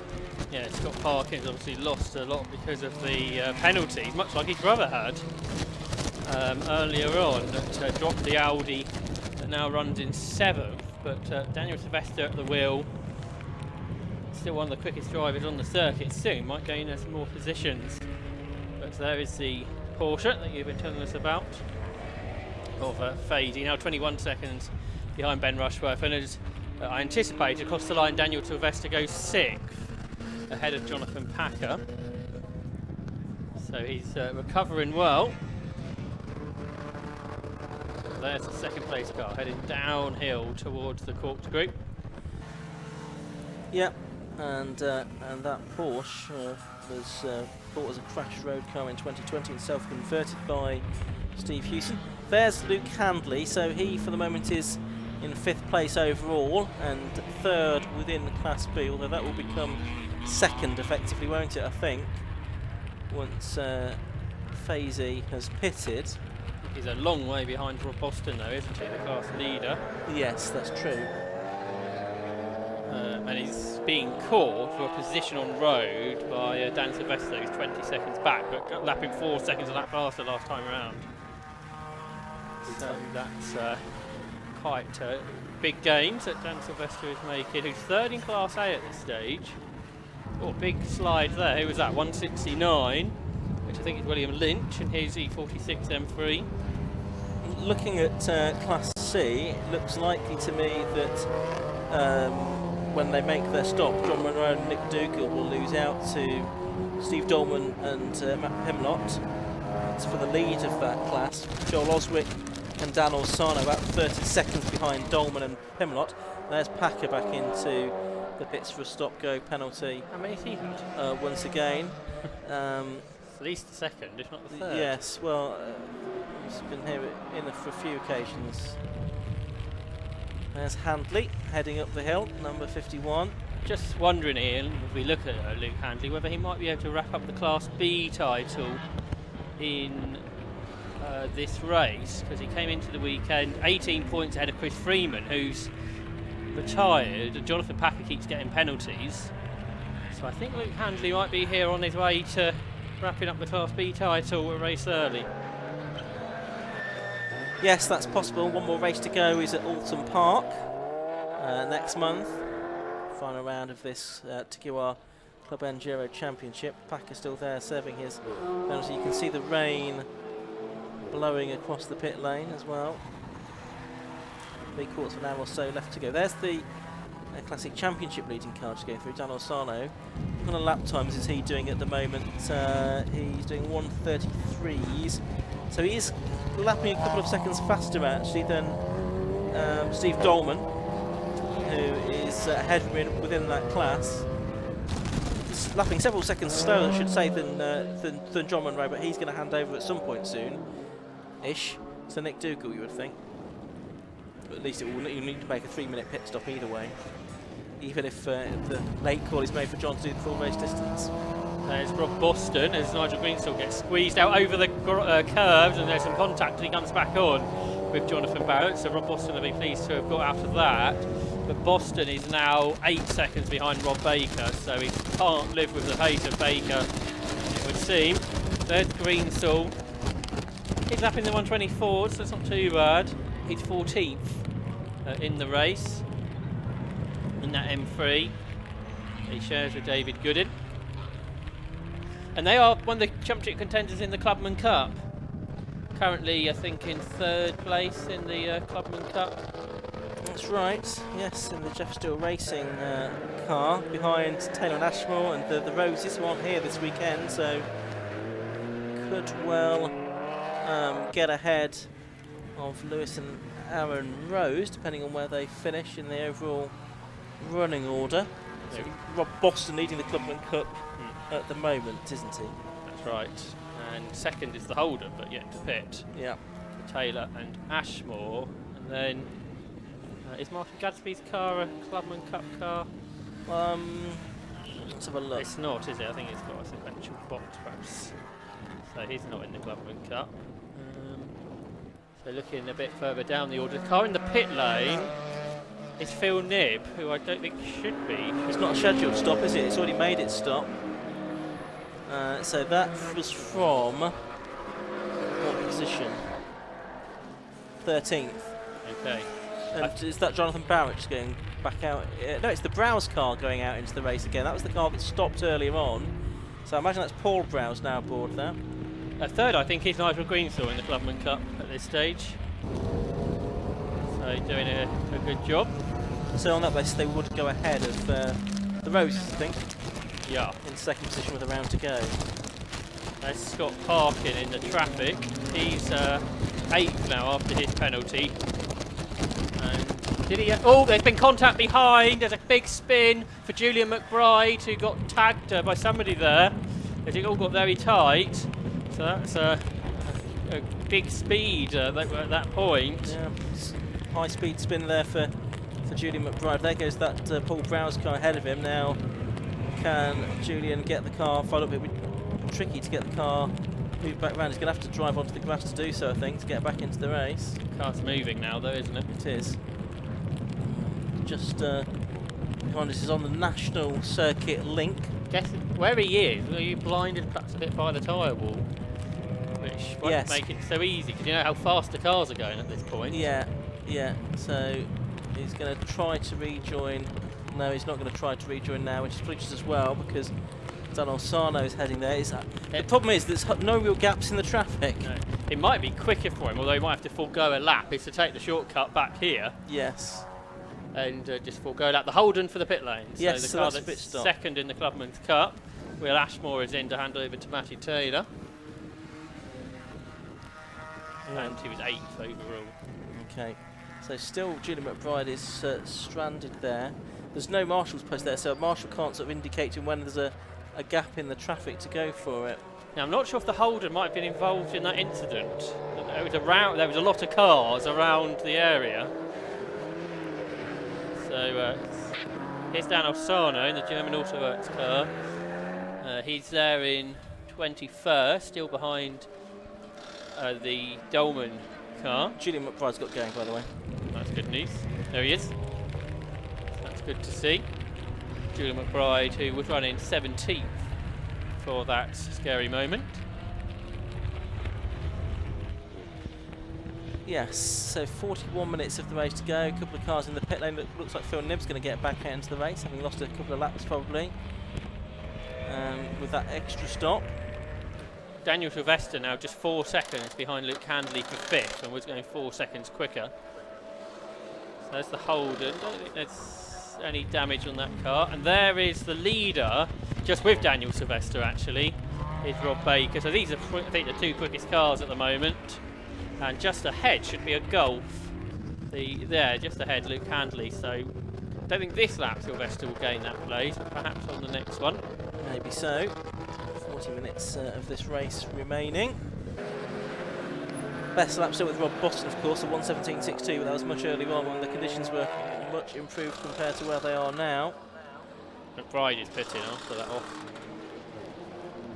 Yes, he's had a few moments during the course of this race, hasn't he, unfortunately. A big, powerful BMW is probably not the nicest car to drive in these conditions either.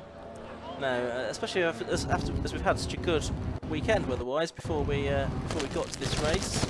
Yeah, yesterday was a lovely day to be here. Today rather less for the moment, anyway.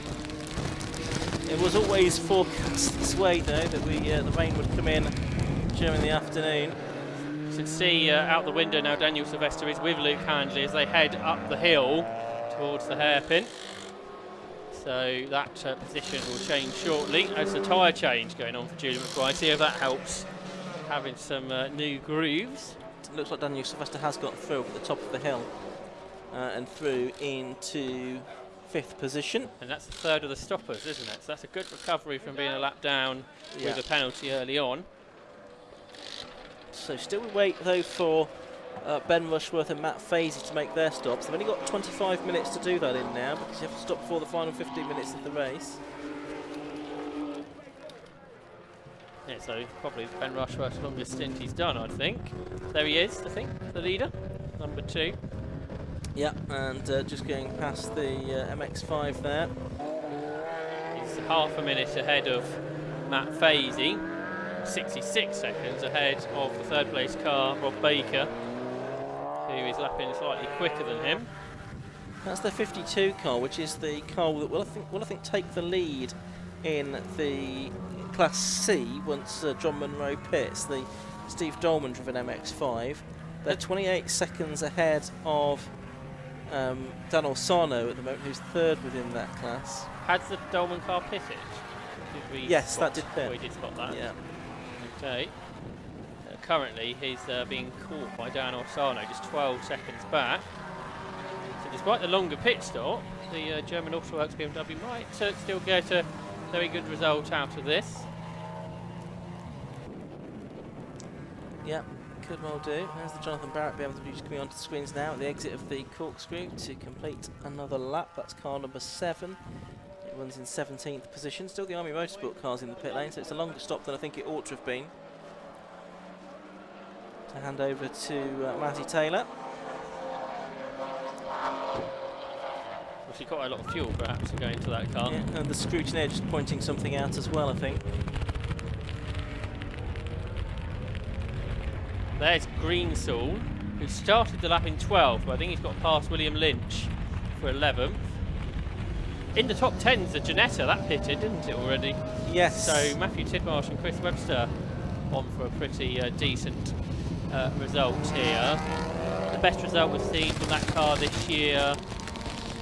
It's not been on the podium, I don't think. I don't think it is going to be here either. Currently 6th, I think, in Class B. So there's more Class B cars than Class A cars in the top 10, aren't there?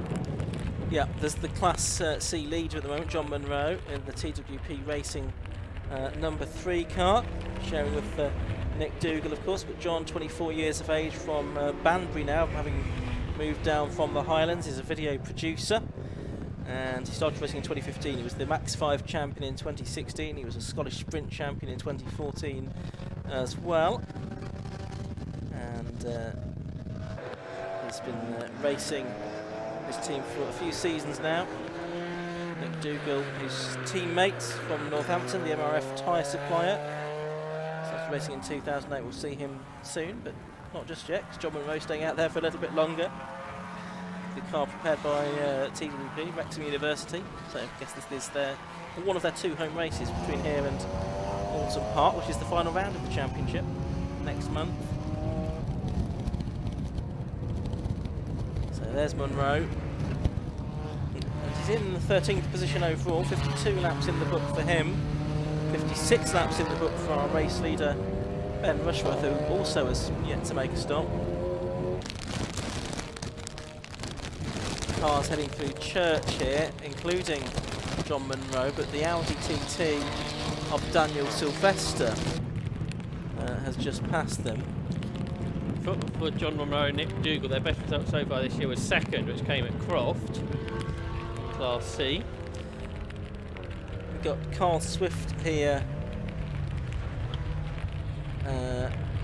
and Daniel Sylvester. They're still doing very similar lap times. They both did about 1 minute 20.5 last time through, although they're on different laps. Rob Baker, I should say, in the number 1 car, he's up done 56 laps, and Daniel Sylvester's done 55. Yep. Cars have done 56 and 55 laps. Well, Baker can't get past, can he? Daniel Sylvester is doing a grand job. I don't think he's going to overtake any more cars on track because Rob Boston is quite a long way ahead, over a minute, I think. Yeah, that's right. It's 13 seconds behind Baker. It looks like Jack Harding's lap record is going to stay, isn't it? Yes. Enduro. Oh, no, we're talking up Sylvester. He's got very sideways. He managed to accelerate. And now Monroe is in, but into the garage. Yes. So, is there a particular reason for that? They're getting the car jacked up. Is this always part of the plan? John Monroe getting out quickly like it's a planned stop. And there's Ben Rushworth. So it's all happening. All of a sudden, Ben Rushworth, the race leader, coming in as well in the Corton Miller Leon. So he's going to get out of the car. Here's these two cars that have been so evenly matched, different laps, but this is the car that will eventually move up to second place then, with Rushworth having now stopped. That's the Dayglow yellow and black Seat of Rob Baker. There you can see fire extinguishers on hand as required when the refuelling is being done. What are they doing with the tyres? You can see change of driver there. Are they going to put some new front tyres on that car? I did wonder how front tyres would last here. Obviously the weather conditions have sort of changed how it would have been otherwise. Yeah, they are putting new front tyres on for James Ramsden, so hopefully he'll have a bit more front end grip to work with. So how far are they going to fall down the order? Because obviously they're doing this under green flag conditions, which wasn't the case for the rest. They'll probably lose just over 2 laps, won't they? I would think so. Which, in Class A positions, will probably still mean they're third, won't it, behind Baker and Sylvester? Yeah, I think that's pretty correct. Looking at how this is going to play out, which is still a good return from where that car qualified on the grid, of course. Rush was doing a good job to get it up the order, and then obviously taking the lead when others made their stops behind the safety car we had about half an hour or so into the race. Rob Baker's 20 seconds ahead of Rob Boston now, so brilliant drive this from Rob Baker. Really quick in this car. Area Motorsport obviously know these cars so well. Running the cars here, also in the TCR UK Championship, also got to an Alpha Live. And there's the Corton Miller Cup, just losing the class lead as Rob Baker went across the line there. Yep, so of course it's now Matt Fazy in the lead of the race until he makes his pit stop. He's only 22 seconds ahead of Baker. Yes, that's true. Lapping about 4 seconds a lap, so he could even lose the lead before he makes his pit stop here. Matt Fazy. Hand over to Steve Hewson for the final knock-ins of this race. I think our cameraman at church is getting battered. He's probably closest to the sea, isn't he? He is, yes. A very exposed camera position there. Just on the cliff edge, more or less. Attacked from 2 directions. He's been attacked by cars heading towards him. He's attacked by the wind and rain blowing from behind him as well. Just see Dolman being lapped there, and he's been passed by Dan Orsano on the last lap of they came through. Just thought, there's Orsano just ahead. He's pulling clear now. So that is for the lead now in Class C, I think. Yes, because Steve Dolman's been lapping much more slowly than Dan Orsano. Orsano's been doing 128, sort of 4 seconds off that car's best, whereas Dolman's doing 134s, which is sort of 6 seconds off that car's best. So that is Dan Orsano effectively will be into the class lead, I think. We've not seen the car 3 go back out yet. Big sideways moment there for the Audi. who's got out just ahead of James Ramsden, I think. Or is Ramsden another lap back? Either way, ahead into 4th position for Sylvester. And he's still ahead on the road of Rob Baker. Here, they work their way through Church Corner.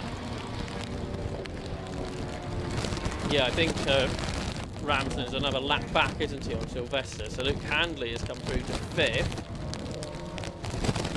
And I suspect Scott Parkin will come through to 6th. So I think James Ramsden's probably 7th after his pit stop. There's Rob Boston. How far behind Rob Baker is he now? 22 seconds. It's about a second a lap at the moment. There's the Janetta we mentioned, 10th for Matthew Tidmarsh. Martin Gadsby hadn't stopped yet, has he? So he's in. Yep, so this is one of the later stoppers. Oh, and off has gone Jonathan Packer. He's there. Oh, and the car behind him's gone off as well. A spin for the car behind him on the road was facing backwards. So Jonathan Packer grass track his way back on. But can we have a look at the other car?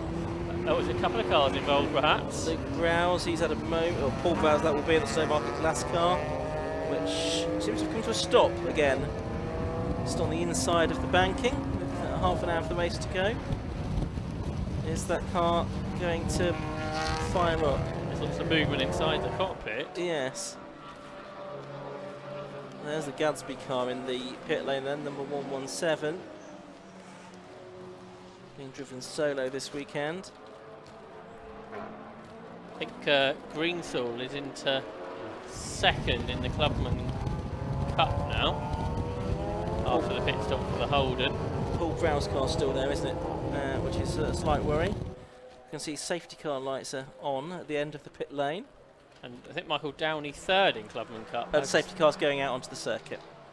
So you're going to get yellow flags. Now, the situation here, if we end up getting Rob Baker behind a safety car, I don't know whether that will happen or not, Daniel Sylvester will move on to the lead lap of the race, won't he? Oh, Fazy hasn't pitted, so he will be the car behind the safety car. I thought he was going to come in, but he hasn't. No. Oh, is this car running slowly? That's the 52 car, that's the Mazda, which was sort of running well in Class C for a time, but much more slowly. That's Steve Dolman and Matt Pemlock car. Steve Dolman at the wheel at the moment, we think. He was shaking the car about here, and this, the Nick Dougal Mazda goes back out. That was a longer stop, surely, wasn't it? It was, yes. And it was interesting that they'd taken that into the pit garage as well. So really that puts Dan Orsano into a comfortable position within Class C. He's ahead of that Dolman car, and then it's Paul Subiani, and then it's Roy Baptiste, and only then is it Nick Dougal. So they're back down to 5th place within Class C now. I wonder if Orsano can win the championship here. Probably not. I don't think. Yeah, because they've had a non-finish and a race they didn't enter as well, didn't they? So although they've had 3 wins, drop score's not necessarily going to be kind to them, are they? No, but they're pretty close now, I think. If they win, of course, which they haven't done yet.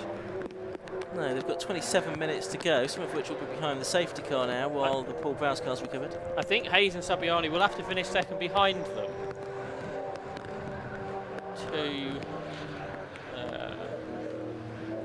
possibly, if they're going to make that work. We'll see if that's going to happen or not. So the safety car has picked up Matt Fazy. Now, is he going to stay out for a bit longer, or is he going to finally come into the pit lane? He is going to head into the pit. So Matt Fazy heads into the pit lane, which means that the car now behind the safety car is number 5, Jonathan Packer. It'll be interesting here if they decide to pick up Cole Swift or Rob Baker as the leader or not. Yes, because he is 4th in line, 5th in line, 6th in line. Yes, I was looking for when he'd already gone past me, hadn't he? So for Daniel Sylvester, that's where it's really important, isn't it? They want to be way through, because then they're on the lead lap. Yeah. They'll have a lot of traffic between themselves and what will be the top 2. Fazy and Houston could be in a good place here, couldn't they? Because they'll only lose a lap if they do the same as what everybody else has done. So they'll probably come out in 5th place, I think, which would be 3rd in Class B. Possibly 6th, actually. So perhaps 4th, but fairly well up. So it's worked out for them, hasn't it, waiting as long as possible for this latest safety car period. And that's getting even worse than it was earlier, I think. Up there at Church. Pretty vile conditions up there. Greenstall is in for a tyre change, so he's obviously not enjoying the tyres that he was on. Perhaps he wants some more grooves to help him out. It's Nigel Greenstall currently 10th. Yeah. But as I was saying, 2nd in the Clubman Cup. He's not going to catch Boston, is he? That's not going to happen, not on pace anyway. But then Downey is 3rd, and he's a lap behind at this stage. So Greenstall really wants to get out on this lap they're currently on, otherwise he might lose the place in the Clubman Cup. Which, as you were saying earlier, Ian, for the older cars that don't have a sequential gearbox.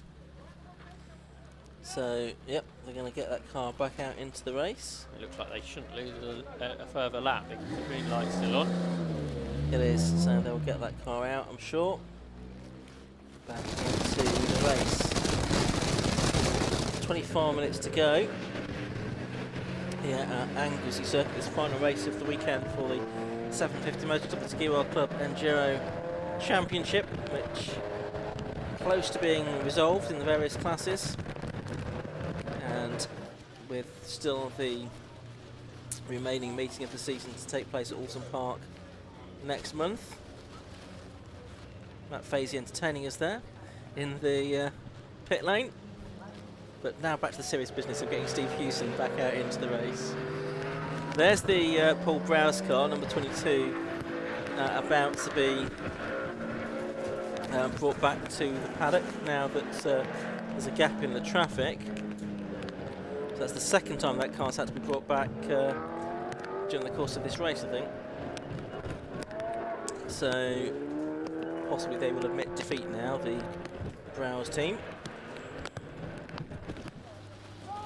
And you can see the car coming down the pit lane, and shortly I think the Hewson car, yeah, that's been pushed back now, going back out into the race. There'll be a green light at the end of the pit lane, and that will be able to catch up with the Crocodile, which is headed by the safety car, which at the moment is just going past the school.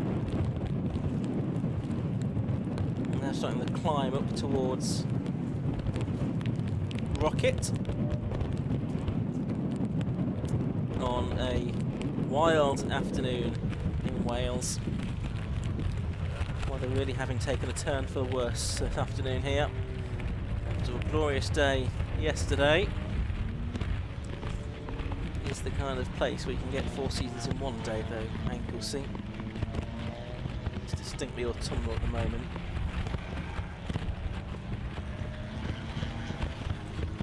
Seeing Nick Dougal's car go through there, he's still in 5th place within Class C at the moment.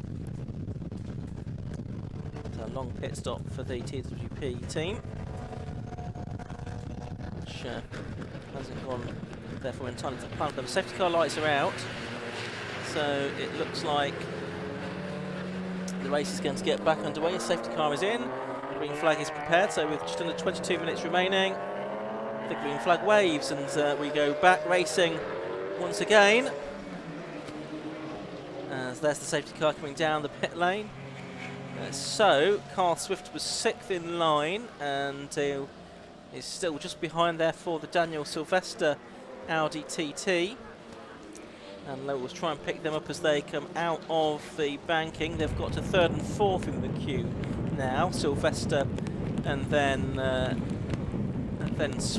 Baker, I should say. Rob Boston's still 12 seconds behind the leader, so he didn't really gain out of that safety car. There's so many cars in between himself and Baker. But of course, Rob Boston does lead Class B. That's the main thing. But for Daniel Sylvester, he didn't get onto the back of the queue, which he would probably been hoping for. That's right. So I think possibly now, with everyone having made their stops, it's just a bit of sense to run down the order for those of you wanting us to do so. Lead then is number 1, which is Rob Baker in the Seat Leon. He's completed 65 laps. Second is number 9, Rob Boston, 12 seconds behind him. Third is number 11, that's Daniel Sylvester, or a lap behind. Fourth is number 51, Luke Handley, 14 seconds behind him. Fifth is 2 cars off Ian. 2 cars off on top of the hill. One of those is Daniel Sylvester. So one of the front running cars, so he's frustrated. The other car is the Ginetta of number 8, which is Matthew Tidmarsh for the second part of the race. And also Jonathan Barrett's car looked like it was off up there as well. So double waved yellows there. There's the Sylvester car that was in 3rd position, ahead of Luke Handley, Scott Parkin, Steve Hewson, James Ramsden, Jonathan Packer, Matthew Tidmarsh, William Lynch, who completed the top 10. So if we've still got those cars stranded there, yellow flag still waving up at the top of the hill, I think. So there's our race leader. You can see Daniel Sylvester, the number 11 car, tumbling down the timing screen now, so it's behind Scott Parkin, the car of Ryan's brother Scott, and also Steve Hewson now, the Porsche Cayman having gone ahead. And it will fall behind as well, I'm sure, James Ramsden, unless he can get going again. The Ginetta, which was involved up there, is into the pit lane, I can see, number 8. So Matthew Tidmarsh in the Ginetta G40 into the pits. And they were from a good position as well, from 9th place and 6th within Class B. More Class B cars than Class A cars in the top 10, as we've been saying. We've got 4 Class B cars in the top 5 now, haven't we? It's Daniel Sylvester tries to get back going, but here we've got a bit of a battle developing for 3rd in the race. Luke Handley versus Scott Parkin. They're all in this group, heading down towards the corkscrew. Handley's got to the front of it almost. Parkin's right there now. So for what is 2nd in Class B and for 3rd overall, can Scott Parkin get that position away as they come up across the line? As we watch the leader, and yeah, the 2 cars absolutely together into turn 1. So a great battle there for 3rd position in the race, heading down towards the banking. Luke Handley's still ahead of Scott Parkin, but he's under threat now. Well, Barker we've seen going through shot there on race leader, and shortly we should see Boston come in. There is Daniel Sylvester still trying to, well, I'm not sure what he's trying to do or where he's trying to go really. Get back to the paddock maybe. And side by side into Church, right round the outside has gone Scott Parkin for 3rd place. And he goes through. Great move there from Scott Parkin. I wonder if he put new tyres on in one of those stops, because he had lots of grip there.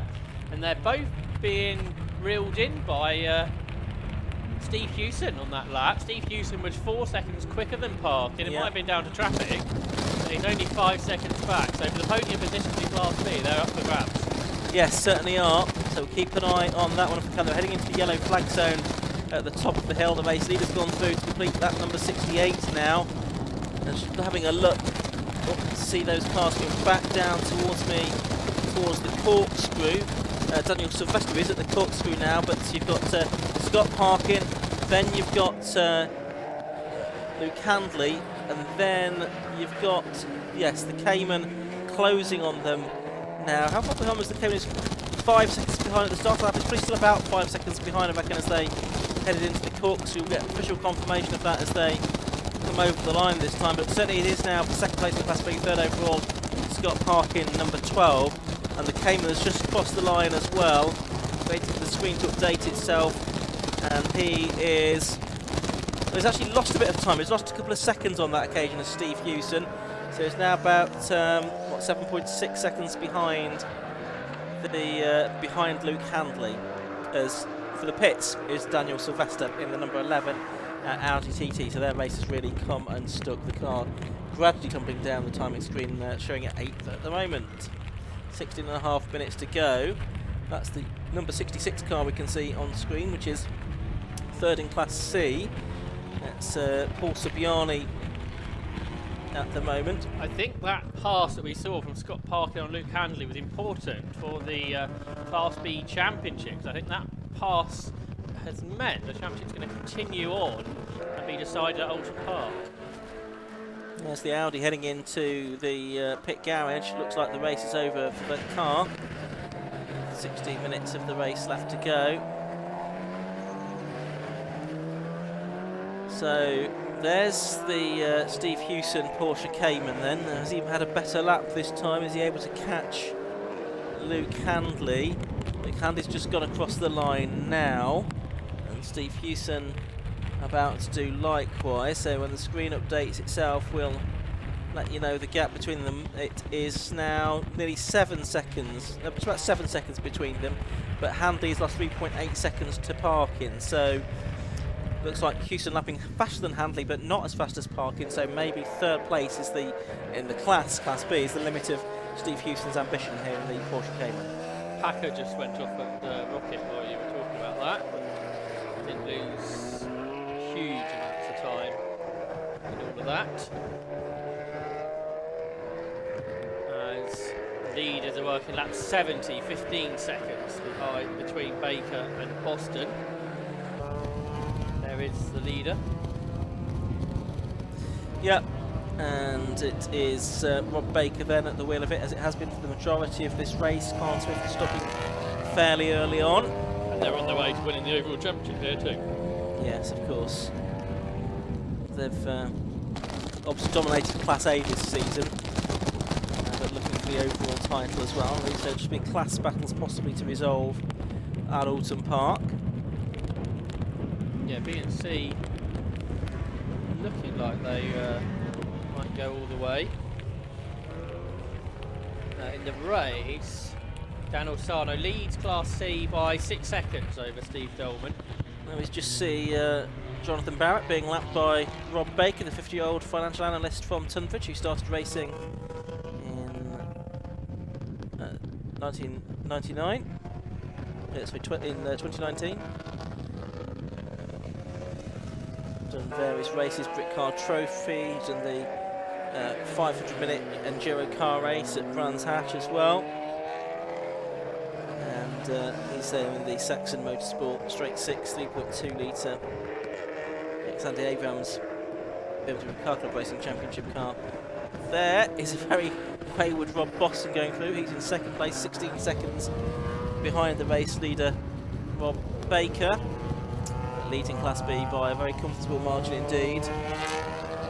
And still he's lapping 5 seconds slower than he was in the early stage of this race before the weather conditions really deteriorated. Okay. Don't think Daniel Sylvester too impressed there with Ginetta, driver. And I'm sure that will be dealt with after the race. Camera in front of his face. Maybe not the wisest. Anyway, 12 and 3/4 minutes left to go. It is still Rob Baker leading the way then, from Rob Boston in second place, Scott Park in third, Luke Handley fourth. Force third within Class C. It's now 5 seconds between Luke Handley and Matt Fazy. There's 12 minutes to go, so it's going to be touch and go, isn't it? Whether Steve Hewson can catch Luke Handley. So it did start at 5 seconds at the gap, then it went out a bit, didn't it? It's not coming back down again. Somebody that's made progress is Phil Driver. Remember they had that long stop. He's up to 9th and he's right with William Lynch, I think. So that could be a change. And they're both being caught, are they, by Nigel Greensill with those new tyres on, who's in 10th. That is the third in Class A, isn't it? That battle for 8th position is for podium in Class A. So Ben Salmon and William Lynch, first time out of this Class A M3, actually going all right. But I think they're going to lose out to the Seat of Phil Driver. The leader's carving his way through the traffic, and for Rob Baker, he had a very near moment, didn't he, with the Holden as they went through the kink at school. He sorted it out, but he wasn't sure, I don't think, if Matty Taylor had seen him. Yep, heart in the math moment there, I'm sure, for Rob Baker there, who's putting a lap on Nick Dougal. Driver goes through ahead of Lynch, changed for 8th and for 3rd in Class A on that lap. Yes. 4 seconds quicker than them though was Nigel Greensill. Or 4 seconds quicker than Lynch anyway. Yes, and a couple of seconds quicker than Driver as well, wasn't he? So that could change before the end. Of course, Greensell we saw come in for those new tyres, possibly more to his liking. Slapping in the 120 6s, which is as fast as anybody else apart from the top 3 or 4 drivers at the moment. So he's going very well indeed. 10 minutes remain, coming towards the conclusion of this race now. Very wet, gloomy picture at Anglesey circuit. Baker just trying to cling on really. Hope the car remains reliable for the next 10 minutes of this race. Looks like that's going to be the only thing that can stop him now. Obviously we've lost a few cars during the course of the race. I think we've lost half a dozen, in fact. Julie McBride, the Sheridan Ritchie car, the Browse car, which has been off twice, William Stacey, of course, Chris Freeman and Yvonne Houflar, who had that incident up at Peel, which triggered the first safety car of the race. There's the second place car, the Class B leader, Rob Boston. Yeah, he's dominated the class, hasn't he? So the second place man in Class C's had an incident. That's Steve Dolman, who was just 12 seconds behind the lead. He's got a decent amount of damage by the looks of it to the front of the Paul Sheard Racing Mazda. That happened at the banking. Has there been another car involved, I wonder? Yeah, they were about a minute ahead of the next car in that class. 50 odd seconds ahead anyway of Rory Baptiste. Who's not very far ahead. Oh, he's got ahead actually, hasn't he, of Hayes and Saviani? Yes, that's true. Just on the previous lap, I think, in actual fact, yes. So Baptiste up to third place within that class, and now is he closer to Steve Dolman, Mazda MX-5 as well. Still it's Dan Orsano leading in class C, though in 16th place overall. There's Boston, carving his way through the traffic. He was quicker than the leader on that last lap by a second. 15 seconds the gap. As he works his way through Church Corner there, and then climbing uphill. Third still Scott Parkin, fourth for Luke Handley, and fifth for Steve Hewson, who's not making so many inroads into Luke Handley's gap. Then sixth is James Ramsden, seventh for Jonathan Packer. 8th for Phil Driver, who's pulled clear of William Lynch now, who has been caught by Nigel Greensell. So Greensell will be gaining a place shortly, I think. And these cars are working another lap. And that place has changed, I think, up at the banking. So Greensell is now 9th, and that is 4th in Class A, I think, yep. 4th in Class A, that'll be. That's the Holden going through. Back with Boston, watching him. He's still pushing on, isn't he, Rob Boston here? 14 seconds behind the leader. He was a second quicker again. That's 2 laps in a row where he's been a second quicker than Rob Baker. Yeah, it's too late though, isn't it? Because they're only going to get probably 6 more laps in. And he's 14 seconds behind. So I don't think he's going to catch Baker unless something very odd happens in the closing stages. But you can see just how wet this circuit is now. In practice, the best lap times are 1 minute 11. The best lap of the race has been at 1:17, but the best laps at the moment are about 1:22. So even the quick drivers sort of, well, if we actually compare like for like Boston at 1:13 compared to 1:22, he's 9 seconds off the pace. So actually, the gap from the dry lap time to the full wet as it now is lap time, not as big as you might think, only 9 seconds. Not quite as dramatically close as we saw at Pembroke, though, again, yeah, that was interesting, wasn't it? But then other circuits, Netterton, for example, I know it's a long lap, but even so, there's normally a real big difference there. That's normally a very slippery track in the wet. Yeah, it's all about the grip levels that the circuit offers, and of course the circuit layout as well. Obviously this is quite a low speed circuit anyway.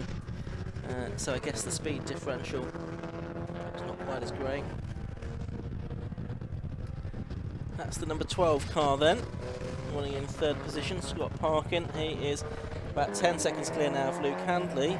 And still about a, what have we got, a 4 and a bit second gap between Luke Handley and Steve Hewson. So Steve Hewson running out of time to get onto the Class B podium here.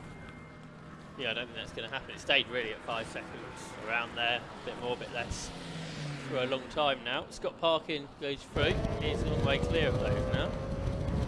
Good drive from the driver in the CDI Golf.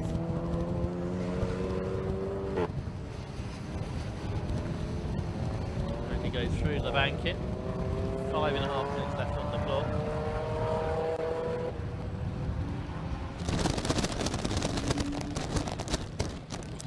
Yeah. Church corner. Yeah. The weather is louder than the cars. Yeah. Well, I think it is now a question of clinging on for the drivers, just bringing the car or cars home. It's not. So on that lap here, Steve Hewson got the gap down to 3 seconds to Luke Handley. We were talking about more about 5 seconds. That lap, was there a big change in times? Yeah, 1:23.59 for Hewson, 1:24.67 for Handley. And there's Parkin, who's ahead of both of them within Class B. He's second within Class B at the moment. And well ahead of Handley and Hewson. Trying to pick up where those are going to be. They'll be coming down towards our commentary position. Yeah. I think, yes, the gap seems to have come down again between them on this lap. So Hewson, I think, has taken a bit more time out of Handley. It was 3.2 seconds. It looks like it might be a bit less than that now. They've got the Seat Leon between them. They cross the line now to complete their 76th lap. And what's the gap between them now? It's about 2.1 seconds now. So really close battle between these two. Got Phil Driver there in the Leon in between them. He's a lap behind, well, actually several laps behind them in 8th place. Luke Handley hasn't finished off the podium all season, but there's a threat that could happen today. He's there in 3rd position, but with Steve Hewson clawing that gap down. Only 3 3/4 minutes remain though, so not much time left for Steve Hewson, even if he catches him to try and find a way through. And that car that should be quicker really, in between them as well, the Phil Driver Capture Motorsport Leon. It's not going to make life any easier for Steve Hewson, I don't think. But the gap's certainly coming down. Visibly. If Driver tries to find a way past Handley, that might offer something up. Yes, that could work for him if Hewson can get up behind the Seat, and then as it tries to make a move to unlap itself, he can nip through. That might be his best chance, I suppose. So the gap was 2.1 seconds. It's probably going to be a bit less than that again as they come across the line to complete lap number 77. Just wait for the screen to update itself. Yeah, 1.8 seconds now between them. So it's come down again. Lead gap's now 11 seconds, which is probably one of the smallest winning gaps that Coles and Scott Baker have had. But in the club, whilst they lead by about 3 laps, so for a class position, it's not very close. For the overall lead, it's pretty close still, considering. But there's Handley. He seems to have got the measure now again of Steve Hewson. So whether Phil Driver, is he lapping quicker? Driver did a 23.4, very about a 10th quicker than Luke Handley. And we're just going to have a couple of laps to go now. Yes, yeah, we'll soon see the last lap board being shown to Rob Baker. So what have we done? We've done 79 laps, so probably an 81 lap race, or probably 82 lap race maybe. You can see our club photographer John Elsey now in position for that checkered flag shot. He's there on the pit wall. Looking soggy. It does look a bit damp, now you mention it.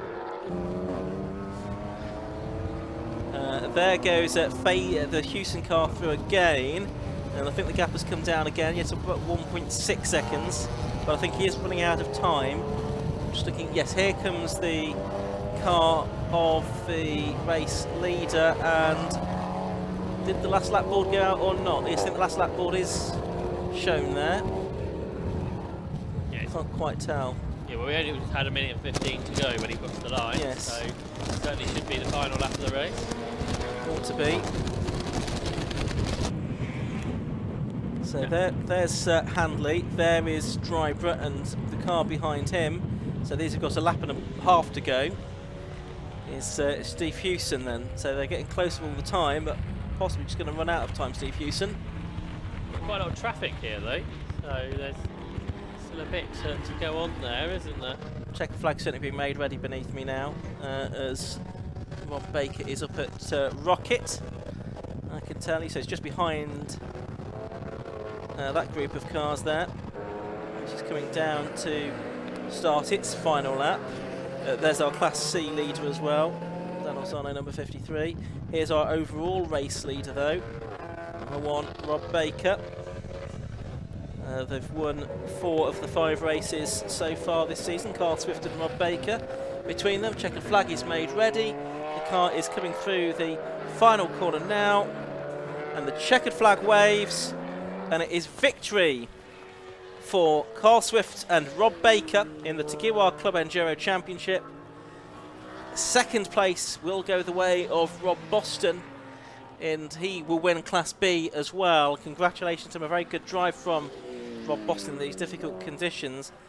And then we'll see Scott Parkin come through in a little bit, just keeping an eye on Steve Hewson. I don't think he's going to get close enough to Luke Handley. I think he's got to get past Handley if he wants to have a chance for the championship at Oulton. Okay, so I think he's going to run out of chances to do that. They are up at the top of the circuit, still got the Phil Drybrough car between them as well. And I think if Handley hangs on, that's the Class B title going in his direction here today. So we're watching those now as they, well, I'm watching them at least, as they come out of Peel to see if they are going to change order. Now I don't think they are, because you've got Luke Handley still with Phil Drybrough behind him. There's our race winner on his slowing down lap, number 1, Rob Baker. But up to the line now comes Luke Handley, so he takes 3rd place within Class B behind Scott Parkin. And Steve Hewson, you can just see the pink and blue Porsche there just in behind in 5th place and 4th in Class B. So I think nearly everybody now is across the finish line, including now our Class C winner, which is number 53, Dan Orsano, in 16th place overall.